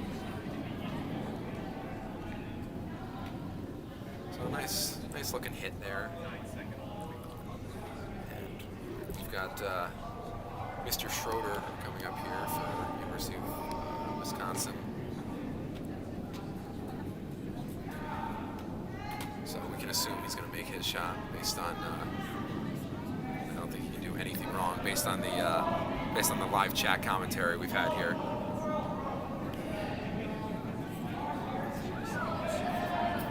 Stone coming in. It looks like they're trying to maybe chip off the inside and roll. Nicely done. And it does chip the inside. There wasn't a ton of room to roll, but it does at least sit second count in a really good position to take away a draw path. Do you ever consider drawing the other side here, or do you just keep hitting if you're University of Wisconsin Stevens Point? Or do what looks like Dan might be calling here. What do you think, Dave and Pat? I kind of like hitting that red that they just threw. If you hit it right and you roll off to the side, there's a chance you might get the back red to go as well. And now you're sitting 2. You're got control of the top of the house. What about you, Dave? Yeah, I agree, Brad. I think that redstone is for Stevens Point is a danger rock, and they really need to deal with that because Alex will definitely leverage it to try and push it back in the 4-foot. That's exactly what they're doing. having Charlie hit that. If he can hit that nose up, even if he Trying spins to get over it to a little. curl. Well, it does spin in as a biter, and it does get that stone out of play, so that's certainly not a bad result at all for University of Wisconsin-Stevens Point. There is still that one firmly buried stone back there. I say firmly buried, but if you look at down the line from the cast here, it does look like the outturn. You can get to that probably with like a hack weight, possibly. At some point, you know, you're not that you have to chase it now. That's exactly where Alex is going, over on the edge of the 12-foot. See if he can carve one around and bury it there. It's a new path for them in this end, and they didn't play a lot in the fourth end down that path. So if they leave it light, though, it's not necessarily the worst result. Yep. But they played this in practice. They did last shot draws on it, so they should know the line and the speed pretty well.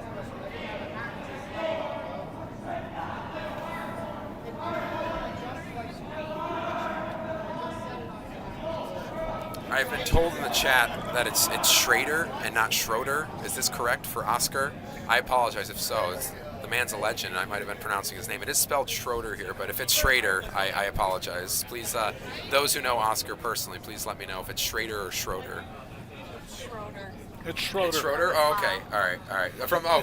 His mom is here over to the left of us. Good. All right, good. Is he as much of a legend as everybody in the chat seems to be saying here? People love this guy, yeah. Apparently so. We have confirmation. We have confirmation. All right, so it is Schroeder.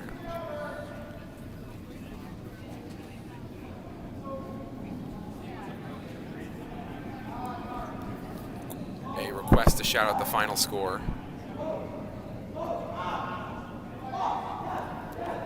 So, two really good rocks in there, by the way. We did ignore the fact that there was a phenomenal shot by Mr. Schroeder, as expected. Top four there. And great. Oh my goodness. These Vices have been on their games between Oscar Schroeder and Charlie Oster. Excuse me. The two of them have just gone, back and forth with just some phenomenal shots, both big weight and touch shots like this with the draws. So that's a fantastic draw there, and it looks like they're just going to try to come right on top of it. Madison, Wisconsin is with Alex G and his first stone.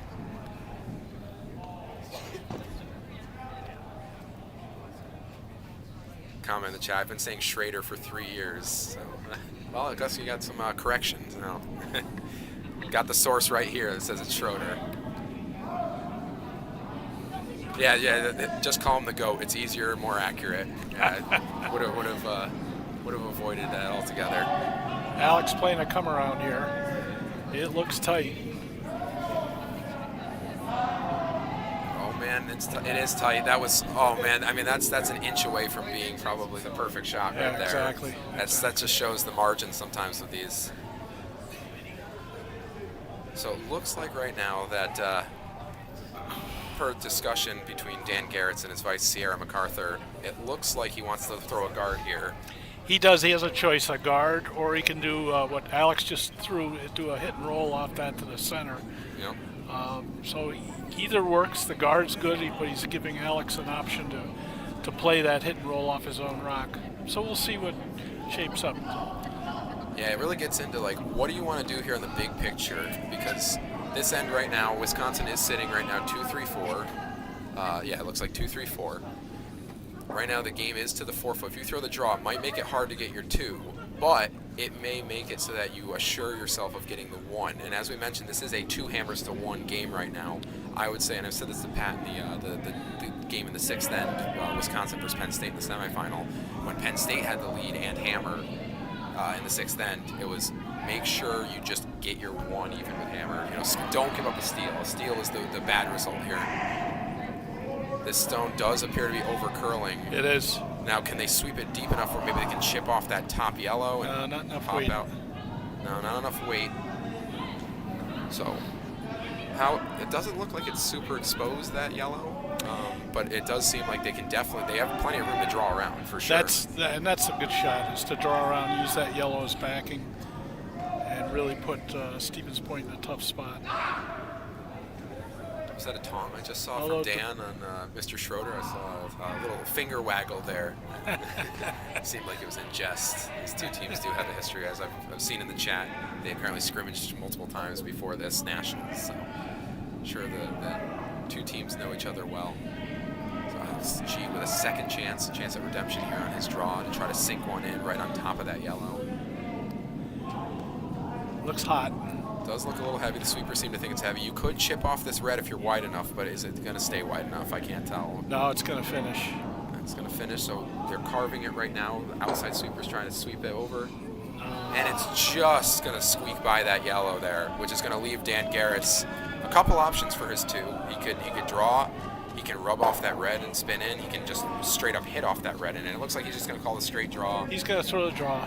Good skip, has confidence in their 4-foot draw weight. Absolutely. So here we go. Yep, could hit and roll, and if you throw, for whatever reason, you throw big weight, then you could try that shift wide, but obviously you're not expecting to be that wide. Exactly. So you don't expect that to really come into play.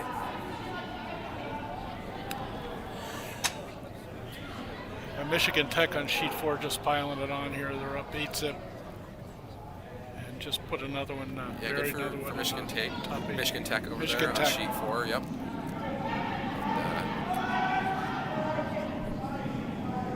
Over on sheet 2 in the bronze medal game, it looks like, did Penn State end up scoring in that last end, the fifth end? It looks like they did. They Looks did. like They got took two in the fifth. Wow. And they were in a little bit of trouble in that fifth end when we looked over it before. So Penn State now takes the lead by 1. Nice draw. And this is a fantastic draw from Dan Garrett's right there to get his 2. What a fantastic shot. And that's 2 for University of Wisconsin-Stevens Point. He's celebrating a little bit with lead Ryan Wojcik, as he should. They have a 2-point lead with 2 ends to play. And University of Wisconsin-Madison will get the hammer back. We're up to 161 people on the live stream. Love to see that. So thank you all for tuning in and watching. So if you have any commentary for us, anything that you want us to talk about, talk through, any questions, if you want to yell at Dave, that's okay too. He can take He's it. thick, tired, old skin. Yeah.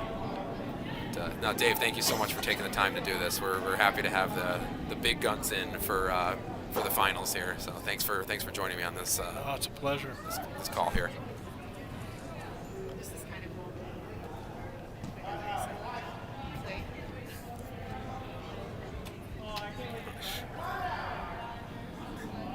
In Schenectady, New York. Very cool. Thank you. Awesome. Wait, at school just shot it up to play. Just got a old image of Clayton Nels, I assume, playing in Schenectady years and years ago. It seems like. No, it's them congratulating him for being here. Oh, okay, for being here. Yeah. Got it. Okay, so he wasn't actually in Schenectady there. That was okay. I didn't know that. He's a 2-time state champion. Ah, okay. 2-time high school champion there. And we have some enthusiastic support here for all the competitors here, and certainly we have a lot of support here on sheet 3. A lot of really polite people too. Really like to hear that, because I know some sports parents, at least my time playing Little League baseball, some of those parents were some of the meanest people you ever heard. So really nice, there's some unbelievably supportive and gracious parents here watching here at the Schenectady Curling Club.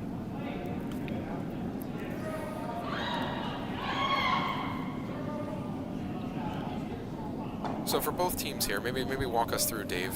Pat just had to step out for a moment, so it's just me and Dave right now on the call. Dave, walk us through the mindset of skip for both teams here. What do you want to do if you're Wisconsin or if you're Wisconsin-Stevens Point? So Stevens Point, they've got a 2-rock lead, but Dan is sticking to his strategy of keeping rocks in play. That's got him to where he is right now, so no sense in turning that around, especially, and he's playing again, doing a very good job of leveraging the strengths of his team, front end and back end. So he will, I would expect, if there are rocks in play, when Charlie Oster comes up, he's going to start removing some stones. And Alex is just being really aggressive. He needs rocks in play, and he needs his in front of the yellows if they're in the house. And so I expect that's what you're going to see him do. What a terrific shot that is right there. great shot right there. Beautiful freeze on top of that. Absolutely. That's a great shot by Clayton Ells right there. Excuse me, that's Ryan Wojciech. Clayton Ells throwing now. You know, Brad, we may have made an error. It looks like RIT is the big team up on sheet 1. Oh, is it? RIT Yes, is? yes, Okay. it's RIT. RIT over on sheet 1 with the big lead. That is in the championship game for the consolation bracket. So basically the gold medal game of the teams that were not able to make it out of pool play against Minnesota there. All right, a little bump on that yellow. It does change the angles around a bit. So what do you, it looks like Dan Garretts wants to freeze another yellow down in there. That's fine. Put his rocks in front of the red ones. That just gives him more leverage when when Charlie comes up. So if he's looking to remove rocks, he's got some yellows to push into the reds. It's a great strategy. Yep, trying to have Sierra MacArthur throw one right on top of that. And it keeps tightening that scoring area up. But it does, but with more rocks in play, there is a chance for Alex G and Madison, University of Wisconsin-Madison to really craft a big end if they can make a couple big shots. But fantastic shot there. It does bump the red back a little bit. Hard to see a double really. I mean, those yellows are glued on there. But I'm sure Alex will try to at least move that granite around, at least get the back yellow out. I think he's playing a nose hit on that top yellow. Yep. And leave his red in place. Red will be right on top of that yellow. If it's executed, lose the back yellow and have his right on top of the remaining yellow stone. We got a question about the score. So right now, Stevens Point leads by a score of 6-4 in the 7th end. Got a comment. I love my Badgers, but not as much as Ben Bloom, the alternate for University of Wisconsin Stevens Point.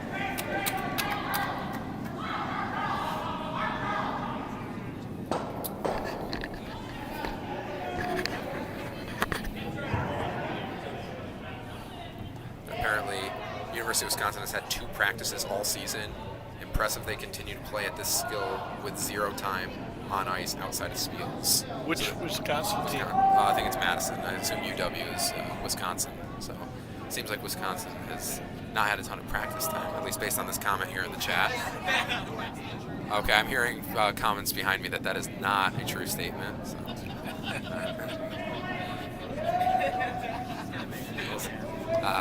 Different sources. We have conflicting information here. Oh, here's a great freeze, Brad, on sheet 3. That really is. Right to the edge of the... Really is. Yeah, exactly. Yeah. If you're Dan Garretts, you got to be thrilled. If you're going to have rocks in play, this is how you want those rocks to be in play. They're set up so well. The Madison red in the back of the house is in danger if they start running rocks back. It just, the angles all favor Stevens Point at this point. So we have a stone on the way from Derek Brooks. Looks like they're trying to maybe follow up and bump some things around. Definitely not an up-weight hit, more like a bump weight, it looks like. Yep. So try to jostle some stones around, change up angles. Just get a little separation here. Yeah, if you're trying to be aggressive here, you do want to keep rocks in place. You don't want to throw that missile weight we were seeing earlier from some of the other curlers. Man who's up there, Charlie Oster, or Oscar Schroeder, not Schrader, the GOAT. We saw that earlier too. So both of those two. Definitely throwing bigger weight, but right now, if you're University of Wisconsin-Madison, you want to keep as many rocks in play as possible. So we got another, looks like, guard or maybe inside corner freeze here called. Stone looks a little wide, so they're going to have Sierra try to push it on the outside here. Really trying to get the stone to move. It's not moving much. Dan Garrett's coming out, trying to help there. And it does end up just bumping the red onto the yellow. Okay, it's another stone in play. I don't know if the angle is exactly what Dan Garrett's wanted there, but they are saying 4 rocks all within the 8-foot there. So it's going to still be tricky for Wisconsin here, but I think you probably have to start running that red back and see if you get a double on those yellows. What do you think, Dave and Pat?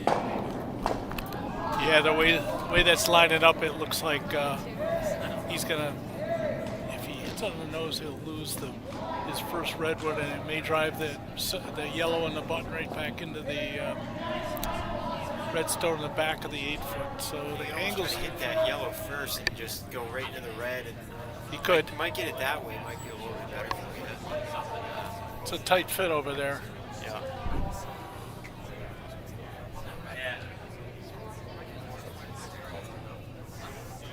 They call a timeout here. I'm not quite sure if they have or not. They did. Madison, I believe, called a timeout. Yeah. Okay. I think you're always playing off of that front red if you're Madison. I think you're always playing off of that front red, but the way you got to hit it really matters here.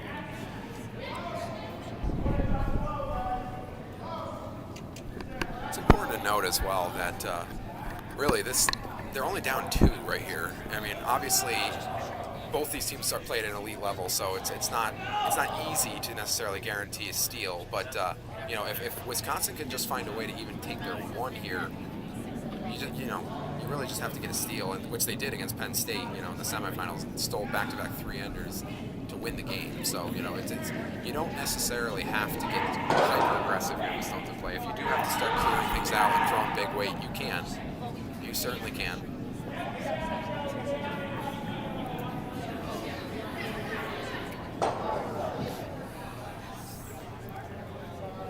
While we're in the timeout, mentioned on sheet 4, great takeout from Gracie Cohn with a great sweep. Michigan Tech continues to roll over there in the consolation third place game on sheet 4. So tune over to that if you're interested in seeing the conclusion of that. There maybe handshakes, so we'll see on that sheet. And we are now back with the GOAT. Shooting big weight, it looks like. Oscar Schroeder, that is. Throwing big weight down the center line. Looks like he is trying to hit that red that you mentioned, Pat. It looks big weight. We get some claps here in the crowd. It definitely changed the complexion up at this end. What do you think, Dave? It does, but it's still leaving a couple of Stevens Point's rocks is shot, and they're also on the outside. Yeah. So if they nose this, Madison rock, then Alex has got his work cut out for him. We'll see, but definitely advantage right now to Stevens Point, no question. Absolutely, but it has changed the complexion, so we'll see what Charlie Oster's response is. They have a big sweep coming up here. Looks like they're trying to push this. And that takes it out of play. That's effective. Charlie Oster's shot, so good sweep by Sierra MacArthur to really get that to carve in a little bit. And it looks like they are now sitting 1, 2, 3. It looks like they are. There's a potential triple here if the angles line up. He's looking. Alex Potential is calling triple. for Oscar to throw a crosshouse I would double say here. for anyone that is not John Schuster, Danny Casper, or the GOAT, that would be impossible. But we have one of those 3 coming up right now. So that triple may be there. So here's the stone on the way. It looks like they are going for big weight. Already inside super sweeping. This may be offline. It's going to hit a stone. The question is it going to get any roll? Not much. It's big enough that it does get a roll. It's just going to corner freeze. Not all bad, really. That's not an all bad result if you're University of Wisconsin-Madison here. Because while you're not sitting shot, that is definitely something you could tap at the end, or well, maybe not tap, but throw with some weight to try to get that yellow out and get your deuce that way. Getting a 2 here is not a bad result if you're University of Wisconsin-Madison, especially the way this end was shaping up, 4 or 5 minutes ago. So Dan's got a couple of options here. He could draw behind that into the 4-foot. He could eliminate that open red stone to the side to cut down on multiple scores here. He could guard. Yeah, I think he's calling the. I think I like the hit. guard. And Well, maybe actually, a hit and roll behind. I didn't realize, actually, now that I'm looking at it, now down the line, I was maybe looking more overhead and being optimistic, but it doesn't look like there's much of an angle to really hit that red into that yellow. So No, it's a very difficult shot. No, I didn't realize how well buried that was. So I take back what I was saying about how that's not all bad. I mean, it's still not all bad, so I take back taking back that. But I do think that there is probably some merit here. What? Dan's playing a scoreboard here. Yeah, absolutely. He's going to throw a draw. I think that's a So fine he's call coming here. behind. See if you can get behind this pile. to the edge of the 4-foot.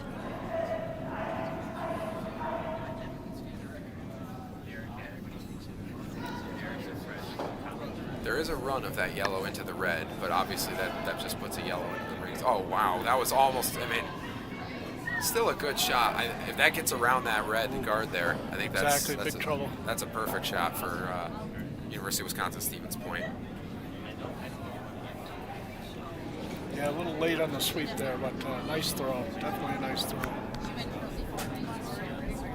Comment here about how the University of Wisconsin-Madison team actually moved to the Lodi Curling Club for practice since the Madison Curling Club filled up their ice time this year, so maybe they were going to other curling clubs for practice.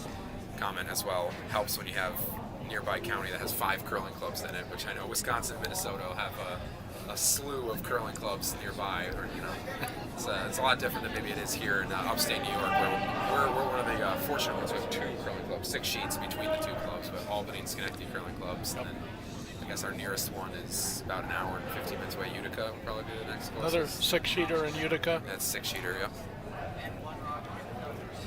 And even then, that's pretty densely packed compared to like other parts of the state. That's definitely an asset to have that much curling capacity.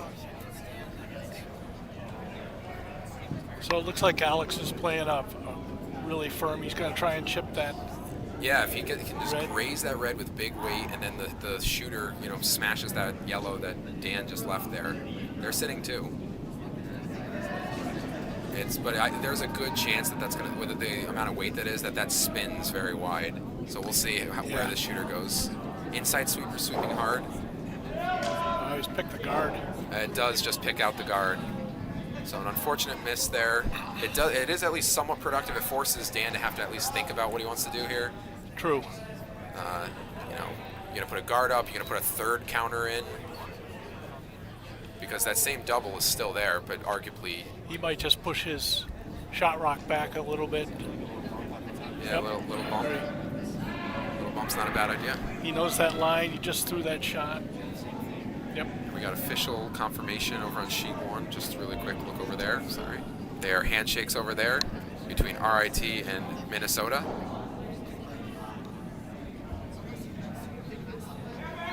So that's the first game to conclude. That is the consolation championship game.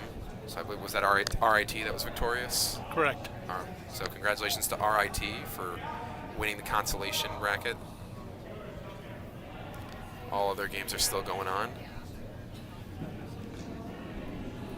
Yale was able to get 1 in the 6th and the 4th end. It is still 8-1 that they trail, but they're playing on in the 7th end.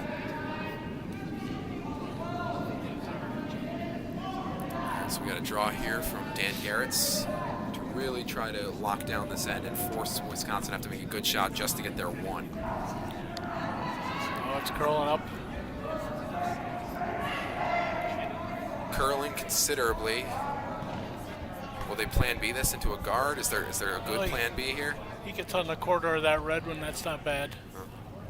So he's right on top of that red. So what does that do for us, Pat? Does that do anything interesting?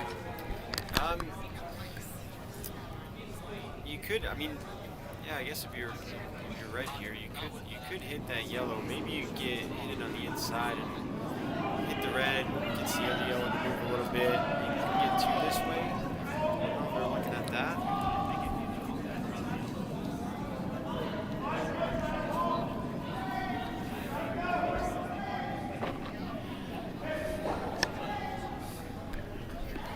Yeah, what do people in the chat think? Any thoughts on what to do here? It looks like they're deciding to just try to draw the button. Yeah, I'm not sure he's got enough weight to nose that yellow and spill everything.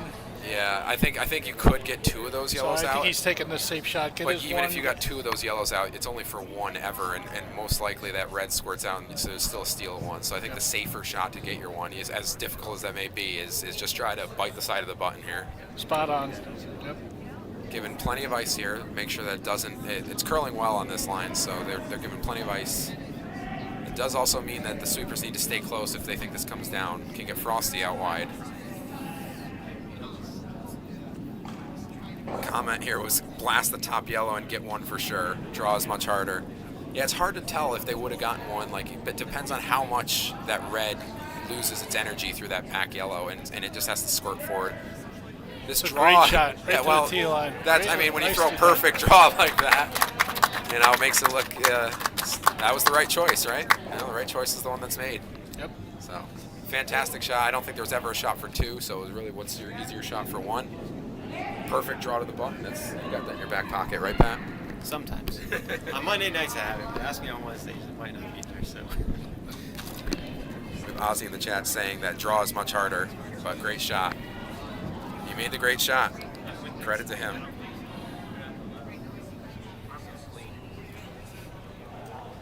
All right, so that is a huge make, though. It's important to note that without that make there, University of Wisconsin Stevens Point, were they sitting 2 before that draw, or was it 3? They were definitely not sitting 3, but I think were they sitting 2? Yeah, they were sitting 2. So that would have been a lead of 4 going to the final line. Now they do have the hammer, but they are up 1 only with hammer. So University of Wisconsin needs to go all out to get a steal here. University of Wisconsin-Madison, that is Stevens Point. As long as you don't give up a steal of 1 here, you win the gold medal at College Nationals. 6-5 is our score going into the 8th and final end. Well, might not be final end. We could have bonus curling. We've had 2 bonus curling games already on sheet 3, and you're hearing claps right now, loud claps for the people leaving sheet 1, RIT, and University of Minnesota.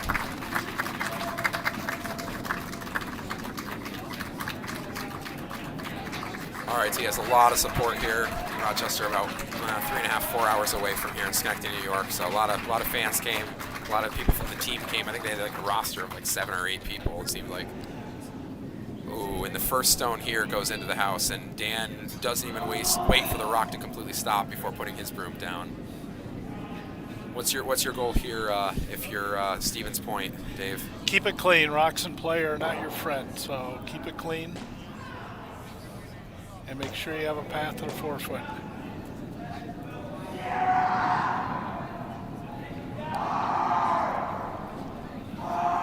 I hear some yelling. It sounds like a loud shout from Dan. He thinks it's narrow. Is it going to hit? Oh, it's going to get a piece. Can he spin it? Yes, he can. He can. Big enough weight, even with that little piece, it's able to peel. Really good sweep there. I think that was Sierra Stone. Really good sweep there to hold that line. So we're back to square one. If you're Alex G, you need a guard from Clayton Ells here. You need this stone to not be in the house. Yeah, Clayton's throwing a lot of rotation on these 2 guard shots here to try and keep it on the center. Stone, yeah, definitely a lot of rotation. Keep it from over curling. It's going to be in the guard zone. Will it stay on the center right line? On the center line. It will stay on the center line. And the reason that's so important, I guess now I can explain for any of those who don't know the free guard zone. If that stone gets taken off the center line, they can put it right back in play. We might have had that earlier in the game. Did we have that earlier in the game? Yeah, okay, never mind. I'm forgetting at this point. I've called a lot of games this weekend, so I apologize. They're all merging together at this point. But yes, so Dan cannot play with that, so he's gonna draw behind it. And I assume what you don't want here, Dave and Pat, is to leave this short. You don't want to leave another guard. Correct. Yeah, that'd be the worst thing for your guy receiving point. Having another guard in, try to put something top forward, and then Madison's got to throw up some more guards, and then try to hide and try to steal one. So that's back 8 foot. Yep. Not ideal, but it's not up front. So he was sweeping it there. Why again, Dave? Just to reiterate. Well, you really, in the back, it gives Alex something to lean on, but it didn't stop short of the rings, which would have been to Madison's advantage, so that's acceptable. It's a tight shot, but at this level, they feel confident calling it. But it's basically you want that in the house, probably between the button and maybe the top 8. Yep, definitely. That's where you want that stone. Ideally, you want it in front of the tee line. Yep, right in front of the tee line, but then not a guard. So it's a high precision shot in terms of the weight. So we got the draw coming in right now from Wisconsin-Madison. Dan Garrett's going to sweep that. It is going to sit shot rock. It is behind the tee. So, and we'll see. Are we on the 5th stone right now? I wonder, Do you consider just throwing some weight at this point if you're Dan Garris? Peel that high guard possibly. Well, I think Dan's playing to his player's strength. Sierra throws better soft weight here rather than firm weight, so he's letting her come right down. See if she can draw and freeze on this, take that redstone out of play. That's such a good take, too. And then Good. he's got his big gun coming up in Charlie, especially pick off that top guard. Absolutely. Is this a little narrow, Dave? Or they're going to get it around? It is. She's going to pick it, open Okay, it up so a it is little going bit. to tick that guard. It is going to stick as a guard. Not ideal for University of Wisconsin-Stevens Point.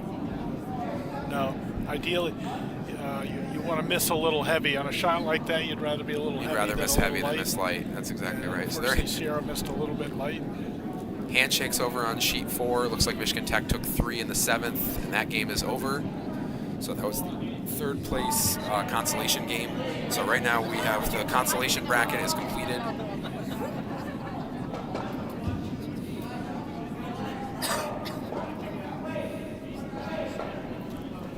Final score 11-1 over on sheet 4 with Michigan Tech beating Yale. And we have another draw coming in here. Really good looking one here from Derek Brooks, right on the top of the button, biting the top of the button. That's you can't, no pun intended, you can't draw it much better, draw it up much better. That's perfect. Top 4 center line. Now at this point, you start clearing some stuff up if you're University of Wisconsin-Stevens. Yeah, I think he's got to have Sierra throw a clearing shot here. Looks like exactly what he's calling. So Sierra coming in with heavyweight. Looks like they're trying to have Charlie push it a little bit. Charlie Oster up. Now they're just switching sweepers. That's all right. Great All right, shot. hits and rolls to be a wide corner guard. That shouldn't hurt you. Those corner guards shouldn't necessarily be too much in play. Just takes away one side of the draw path. But at So least, Alex has his 2 in the house to count, so he's going to be throwing guards up here. absolutely. It's guard for your life if you're Wisconsin, Madison, and Alex G.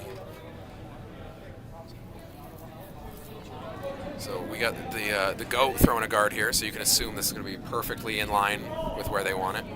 I don't even know why they have sweepers on it. This is Oscar Schroeder, who can do no wrong, if you ask the chat here.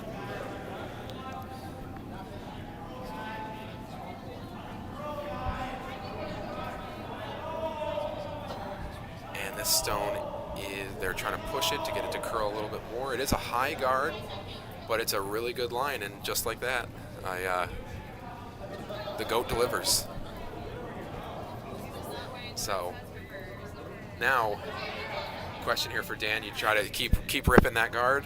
You do, at least for a couple here. He can afford to just keep picking those off and force Alex to throw really perfect guards. Do you ever try running the guard, or no? You just want to straight peel it? He may be trying to run it here. The risk of that is you stick it and you leave your shooter behind as a guard. As that other center guard. Yep. Yep. So this is A good peel. Good peel there from Picking Charlie. Yep. Opens it back up, and it's going to be a rinse and repeat.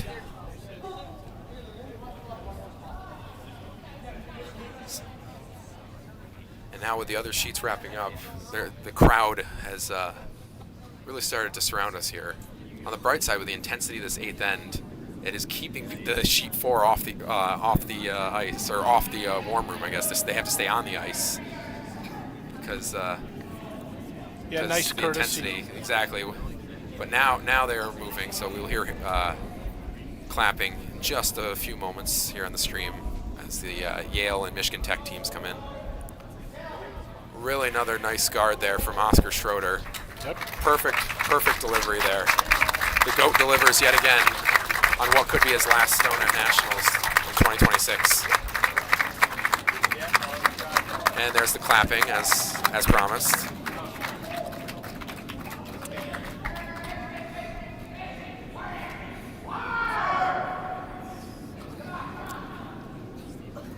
So Dan's going to let Charlie shoot at the shot rock. He can see part of it, probably a third of the rock exposed here. So he's going to let him throw a.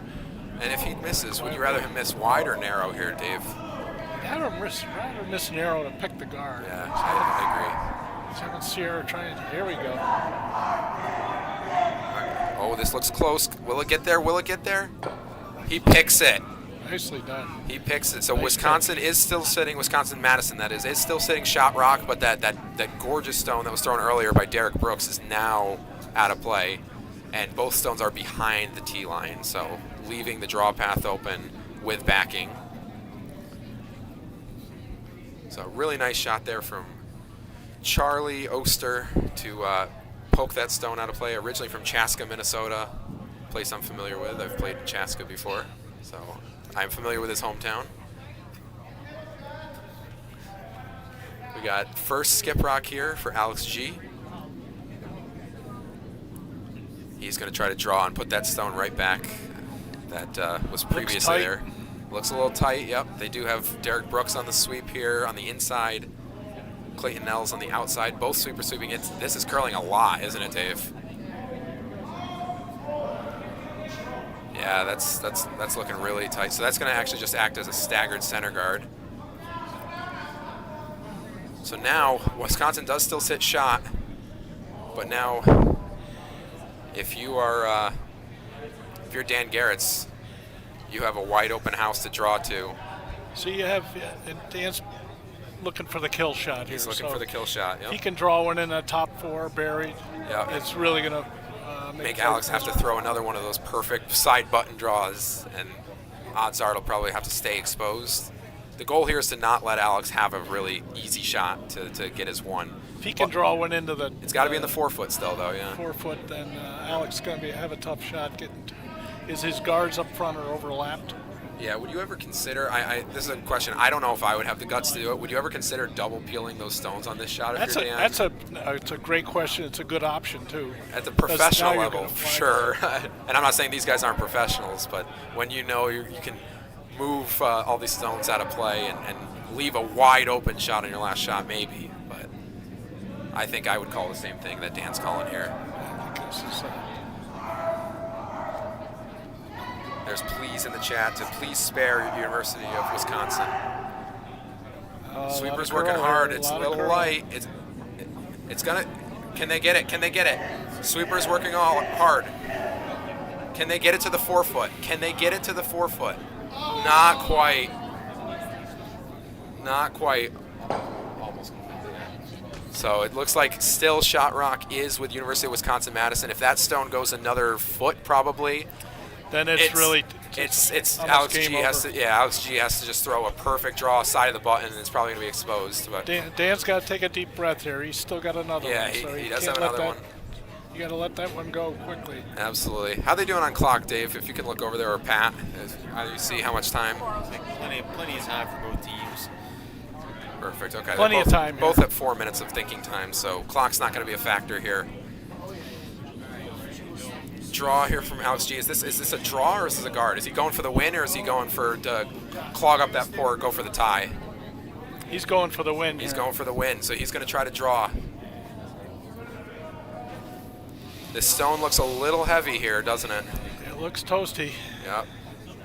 They're sweeping hard to try to get it to that backing, that back yellow, and it's not going to get there. So what you have now is you have a situation where the game at worst is going to go to an extra end with hammer for University of Wisconsin-Stevens Point. Dan Garrett's, if he makes this draw and he just has to bite the 4 foot, they win the gold medal at Nationals. No pressure, as I'm hearing behind me. I don't think we have some parents watching. I'm sure they're not worried at all. A lot of pacing going on back Yeah. here. No, it's fun to watch in the warm room, you know. Play backseat skip. Every call we've made has been the right call, you know, here. We haven't missed a shot back here. We haven't missed a shot back here, yeah. We got 200 people in the live chat right now, so happy to have you here, connected with us in Schenectady, New York, with the final stone in regulation play, at least. There is still a bronze medal game going on. We will go over to that if this game ends between Penn State and Bowdoin. Smart move on Dan's part. Take a deep breath. Just calm yourself down. You just Yeah, he only has through this path. He only has what, plenty of 3 time. minutes to do to think. Yeah, running out of time with 3 minutes left on the clock.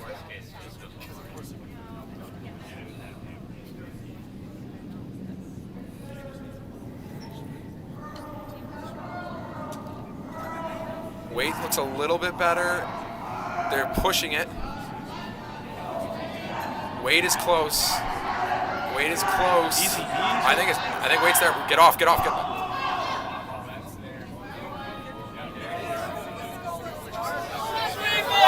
Oh!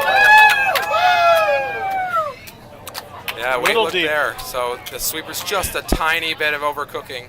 Getting a little antsy possibly, but this will go to an extra end. We get bonus curling in the championship game. And of course, it was the GOAT, Oscar Schroeder, who was able to sweep that a little deep. So the official is Oscar. Oscar's not the vice and he's not the skip. So the official's talking to him about him jumping that stone. What do you mean jumping the stone? Explain, Dave, for He the swept audience. it. So I believe it's the vice or the skip that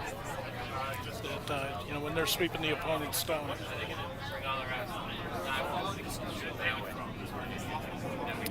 So Steve Jacobson, the head official, is talking to the teams. I believe that's what he's talking about. Ah, okay. Well, that's a really good take, Dave. Appreciate giving the information. People here in the warm room are also confused what this discussion's about. Clayton, he's their strongest sweeper. So it was Clayton that was sweeping and not Oscar on that stone? Correct. Ah, okay. My I didn't mistake. notice that. It was Clayton. Okay, yeah. Right. Watching the stone too much, I didn't even see My who it was mistake. sweeping. Yeah, it was Clayton sweeping. He's their best brusher. He jumped in there in the excitement. Ah, so technically he wasn't supposed to be able to sweep that. Got Exactly. it. Yep. What are they doing with it now? They're going to play an extra They're end. going to play an extra end. Are they going to roll the rocks back the other direction and come towards the warm room, or are they going to just go the other direction? And again, this They'll gets play really, them the other way. This gets to the nature of curling as a sportsmanship game. I don't think anybody, even on Stevens Point, wants to end the game on a technicality. Oh, you weren't supposed to sweep that. It's a lesson learned type of thing. It's technically, I'm sure they probably gave the choice to Dan Garrett's to say that was an illegal sweep and they win the game. But you don't want to end a game like that. You don't. It's a tough call. You don't feel great about that. If I'm being honest, I think that stone was going to go deep regardless of who was sweeping that. I think it, honestly, it was probably a little bit of an oversweep on Stevens Point's little excitement, which I completely get. But regardless, they will play an extra end here. So we got some bonus curling here on sheet 3 for the gold medal. How are we feeling in the live chat here?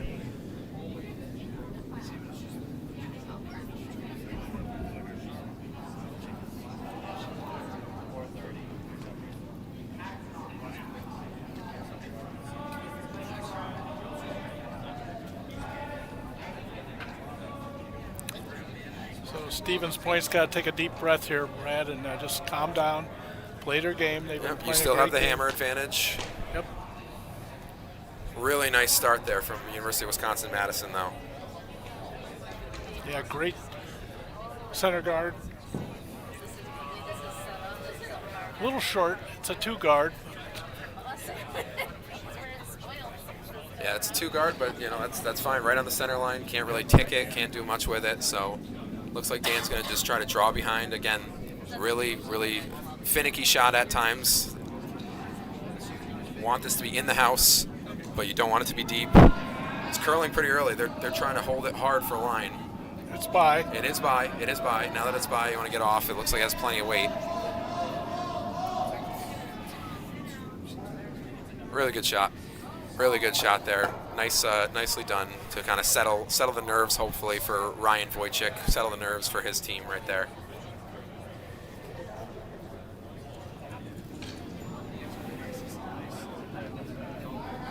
But yeah, again, it was a technicality. It was just explaining the rules. I'm sure nobody wanted to end the game like that. And as it is, a good comment here in the chat. They would have put the stone back where it would have been anyways. Quite honestly, I have no rooting interest in this game, but I think everyone knows that realistically, if maybe the Stevens Point sweepers didn't sweep that as much as they did, that would have ended up where they wanted it to. But by the time they got off it, from here in the commentator's booth, it looked like it was going to go deep at that point, regardless of the sweeper. Yeah, it's a shame. They got excited because they thought it was coming up short. Yeah, and exactly. Sierra jumped up. up. Yeah, they were all thinking it was going to go short. Just Exactly. maybe a little bit more patience. It's Yep. easier said than done. I know I've overswept rocks thinking that they were going to be light. I overswept one of your rocks, actually, Pat. You remember exactly which rock I'm talking about? I don't remember that one bit, Brad.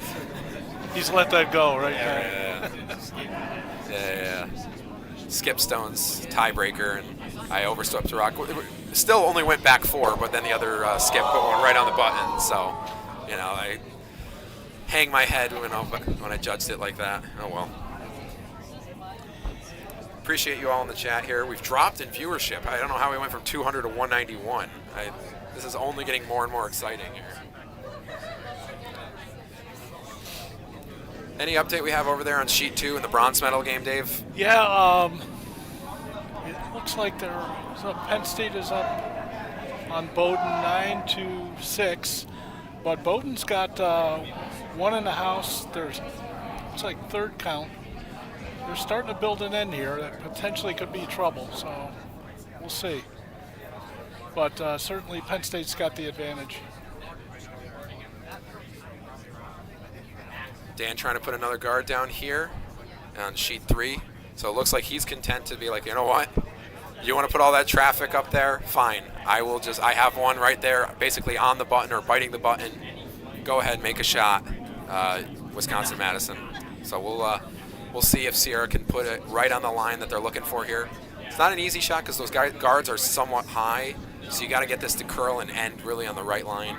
Sweepers are on it the whole way. Dan's coming out to help. Is this going to get over the hog? Might be a... Oh boy, it does not get over the hog, and that does leave an open port for a hit right there. Really unfortunate miss there from Sierra MacArthur.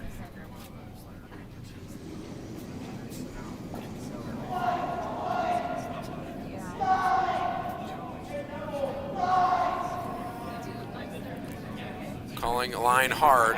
It's a little narrow, but they will get it round. They got it. Hit. Roll. Stuck.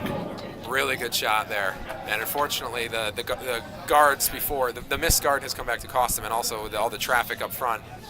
That's definitely playing to the advantage now of University of Wisconsin Madison. Badgers. Yep. Madison, yep.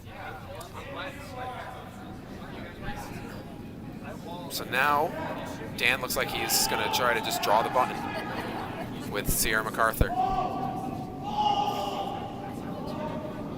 Get through that port.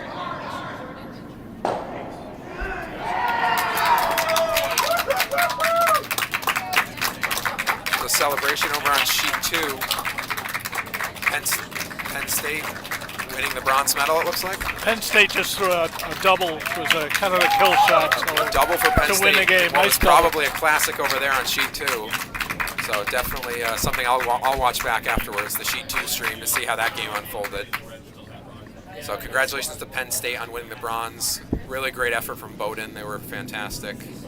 Both teams deserving of it. Unfortunately, one of those two teams could get the medal, but awesome performance by both teams.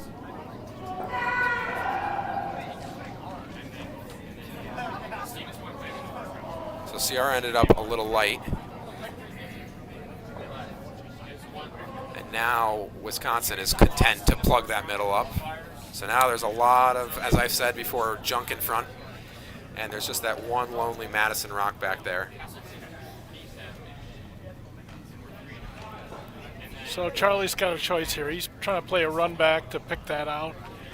His other option is to really do some demolition work up front and clear as many stones as he could. So he's playing for this run back to chip the... he's running back a Madison stone onto a Madison stone. Up. Question in chat was, Brad, are you a fan of building up the defensive wall for guards? I'm assuming that was back when Stevens Point was trying to do that. I mean, if I'm Wisconsin, absolutely, I'm a fan of that. If I'm Wisconsin, Madison. Back when Stevens Point was sitting shot rock, was I a fan? Honestly, and I know this sounds like hindsight, but I am never a fan of relying on it unless, and this is a big unless, I as a skip am starting to feel like I'm a little bit worried about my own ability to make shots. Dan just had like a little bit of a heartbreaker on that draw before. I like the spot I'm in, biting the button. I'm going to just rely on my team to make these shots to kind of take the pressure off a little bit. So if I'm feeling a little nervous as a skip, I'm fine building the wall, but from a strategic perspective, I don't love building the wall. I don't know if Pat or Dave, you have other thoughts on that. Yeah, when you've got the hammer and it's all on this end, you want to keep things just as clean as you can. The risk is they do come down on your shot rock, but trying to save your shot rock early in an end with a hammer can get pretty risky, and you're seeing the consequence at this point. Yeah, and an interesting poll question we actually asked ahead of time to people that are competitors here was, if it's the final end, what position would you rather be in? And every single one of the University of Wisconsin-Madison folks said they would rather have the hammer tied in the final end, or even down one if they were in that situation. But it was a little mixed on Stephen's point, whether they would be rather tied without hammer or tied with hammer. We had a little bit of a split there. Dan was one that actually preferred to have the hammer, so this is a position he's comfortable with. But there was a split on the thoughts for University of Wisconsin-Stevens Point as to whether they'd rather have the hammer or not have the hammer in a situation like this. Or like the They last seem end. comfortable playing, trying to steal Yeah. without the hammer.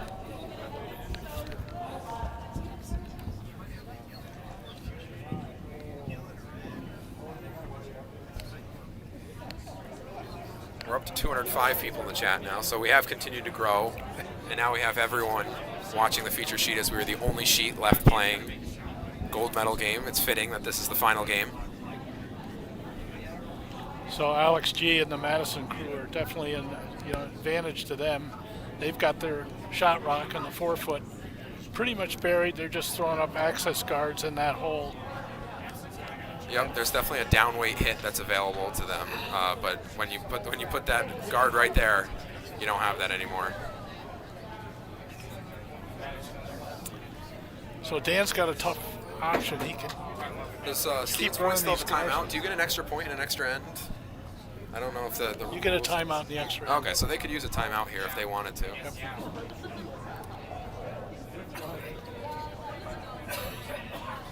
So regardless, I don't even know if they use their timeout. I know one team used their timeout in the beginning, but regardless, they do have a timeout if they wanted to use it. Seems like they've made the decision. They feel good about their call here. So this is Dan Garrett's first skip rock. His team does have the hammer. Looks like he's going to just call a straight run back or peel. Run back, if you can just pick out that red, if you hit the angle just right, it's an open house with each skip having one stone. Exactly. I think that's what he's playing for.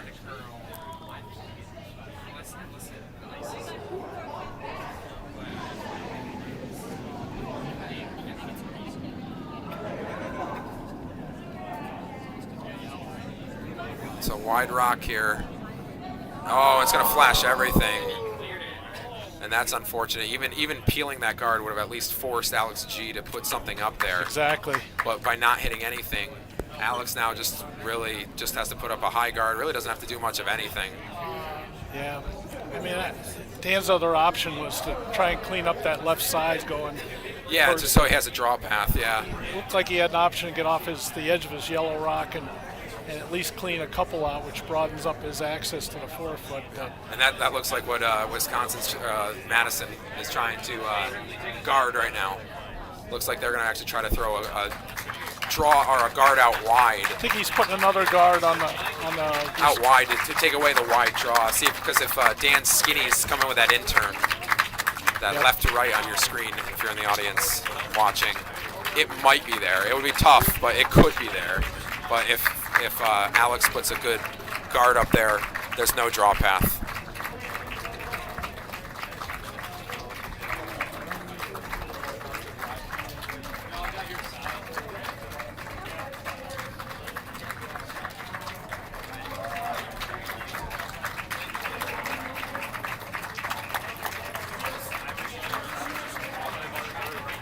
Yeah, I think they're trying to take that run back away again, Brad.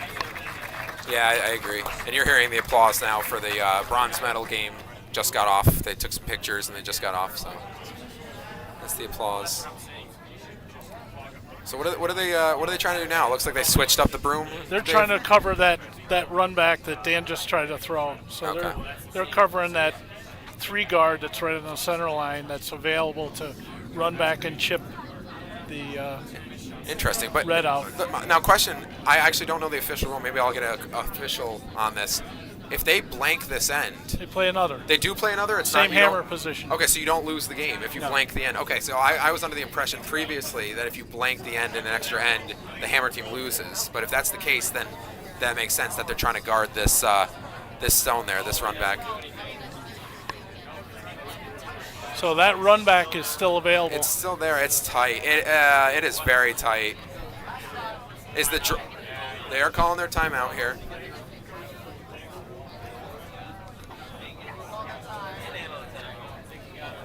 What's the call here? If you're in the audience watching, what's your call here? It depends on the angles. I think his only shot is to try that run back. He committed that. I think it's his only way to get is to play for the blank and play for the next end. I agree, Dave. I think that run back is probably his best option. To force an extra end or an extra end and try to keep the game going.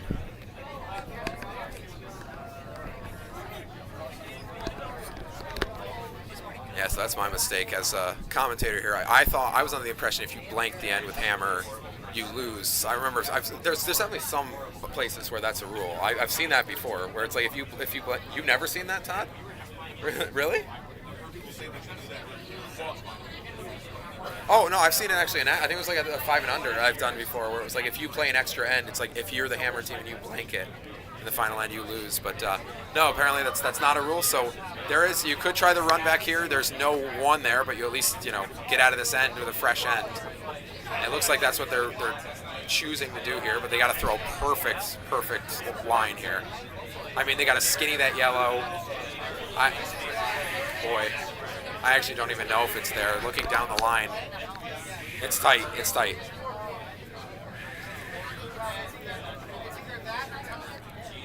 Is that wide draw even there? You think you would ever get enough curl on that line? I'm not so sure about that wide draw. Somebody in the chat said you have to throw a spinner at it. You probably would, hope that it just cuts real hard at the end, but I think this might be a higher percentage shot. Both shots are incredibly difficult. All right, so big shot from Dan Garrett's right here with a three-peat on the line for University of Wisconsin-Madison.